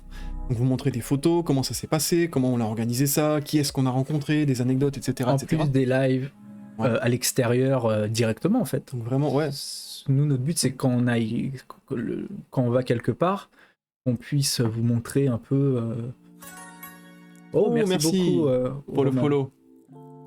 Nous, le but, c'est de vous montrer un peu notre vie quotidienne, encore une fois. Donc pour ceux qui n'étaient pas là en début de stream, on peut peut-être rappeler un peu le concept de notre émission. Bah déjà leur dire bonjour. Aussi. Pour ceux qui sont arrivés en cours d'émission, bonjour. Donc le concept d'émission, encore une fois, Charles, Antoine, on vit au Japon depuis plusieurs années, et puis on s'est dit que ce serait bien de vous partager un petit peu notre expérience, notre ressenti sur la vie ici, et puis vous amener un peu de Japon chez vous. Ouais, donc on rappelle une émission hebdomadaire tous les dimanches à 11h, heure française, donc ça fait du 19h pour nous, à Nagoya. Alors ça changera pas, hein. Pour ceux peut-être qui se posent la question avec le décalage horaire, heure d'été, heure d'hiver, ce sera toujours 11h. Oui, c'est ça. Nous, on s'adaptera ici, ça sera soit 19h, soit 18h. Pour vous, Mais pour vous, ça change rien. Voilà. Ce sera toujours 11h. Donc 11h, l'émission. Donc le dimanche, 11h, l'émission prévue avec un fil rouge. Et dans la semaine, on sait pas trop quand on a le temps, quand et l'envie, des lives improvisés, que ce soit ici dans ce décor-là avec nous qui parlons sans spécialement de fil rouge, soit à l'extérieur. Ouais. Donc n'importe où vraiment, hein. Ça peut être en voyage, ça pourrait être dans le train peut-être, ça pourrait être en ville, au restaurant. Présenter un maximum de choses vraiment de la vie quotidienne. Voilà. Telles qu'elles sont. Voilà. Bon. Est-ce qu'il y a des questions pour finir ? Des questions pour finir. Ouais. Il nous reste 4 minutes pour atteindre les 2 heures. Donc n'hésitez pas si vous avez des questions dans le chat. Ou alors juste vos retours, qu'est-ce que vous en avez pensé ? Ouais. Si vous pensez qu'on doit améliorer des choses, c'est la première, donc il y a tout à améliorer en fait. Alors, merci Cédric. Merci Cédric. Pour le follow. Bien sûr, on va essayer de régler ce problème de latence. Je pense que pour ceux qui sont arrivés après, vous avez remarqué, il y a une petite latence entre le moment où on parle et le moment où vous entendez. Enfin, l'image et le son, en tout cas. Donc on va essayer de régler ça. Je pense le câble, probablement. On va voir. Pour être transparent avec vous, on va régler un problème de clavier.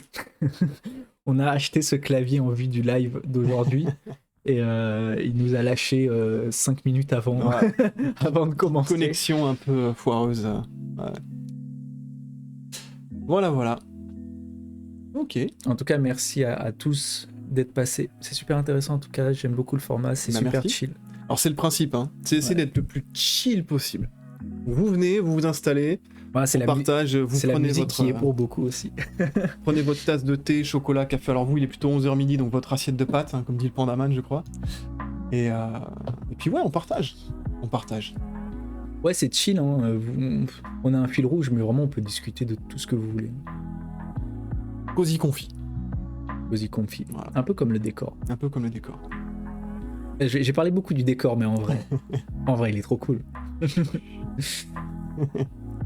Donc pour ceux qui sont arrivés en cours de route, on le voit ici, hop, sur la petite map, à Nagoya. Donc Nagoya, c'est un centre historique du Japon, qui a vu beaucoup de personnages célèbres naître, en fait, et qui est même géographiquement au centre du En Japon. plein centre du Japon. Entre donc, Tokyo, Osaka, Kyoto. c'est vraiment super facile d'aller à Tokyo, Kyoto, Osaka. Donc c'est ce que vous voyez dans le fond, ça c'est la gare en fait. Après, il se trouve que c'est une ville plutôt industrielle, avec beaucoup d'industries, notamment automobiles. Du coup, c'est pas la meilleure ville pour du tourisme. Ou pour s'amuser. Ouais, mais il y a quand même 2-3 trucs à voir. Sympa. Bon, on en parlera de ça. Ouais. On fera un petit tour d'horizon de ce qu'il y a à faire à Nagoya. Les to do et don't do. En tout cas, merci beaucoup à tous ceux qui ont participé. C'est vraiment cool. Retrouvez-nous sur nos réseaux sociaux. On n'a rien posté encore forcément. Retrouvez-nous sur nos réseaux sociaux. Donc c'est écrit juste ici Kotatsu-du-bas Japon. Ouais. Instagram, Twitter, YouTube. Retrouvez-nous aussi sur nos Instagram perso. Ouais. Donc vous les avez en dessous de toute façon. Vous trouverez le lien sous le stream. Sur nos Insta perso, vous les trouverez aussi dans la description sur la bio Insta de Kotatsu. Et puis merci à tous d'être venus. Merci beaucoup d'avoir été si nombreux, on peut le dire. On a eu plus de 25-30 viewers, on a fait un petit pic. Je m'y attendais pas, mais c'est vraiment cool. C'est vraiment super de votre part.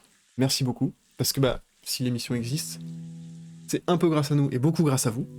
Puisqu'il faut des viewers pour regarder une émission. Enfin, merci beaucoup. Qu'il y a beaucoup d'émissions qui existent sans viewers, hein, mais... mais qui vivent pas. On leur donne de la force. Ok. Donc écoutez, merci beaucoup. On va vous souhaiter donc une bonne après-midi pour vous, enfin un bon après-midi. Bonne fin de week-end, un bon dimanche. Et puis on vous dit à la semaine prochaine à 11h, heure française. Voilà. Même endroit, même heure. Même heure. Allez, à la semaine prochaine. Ciao. Salut.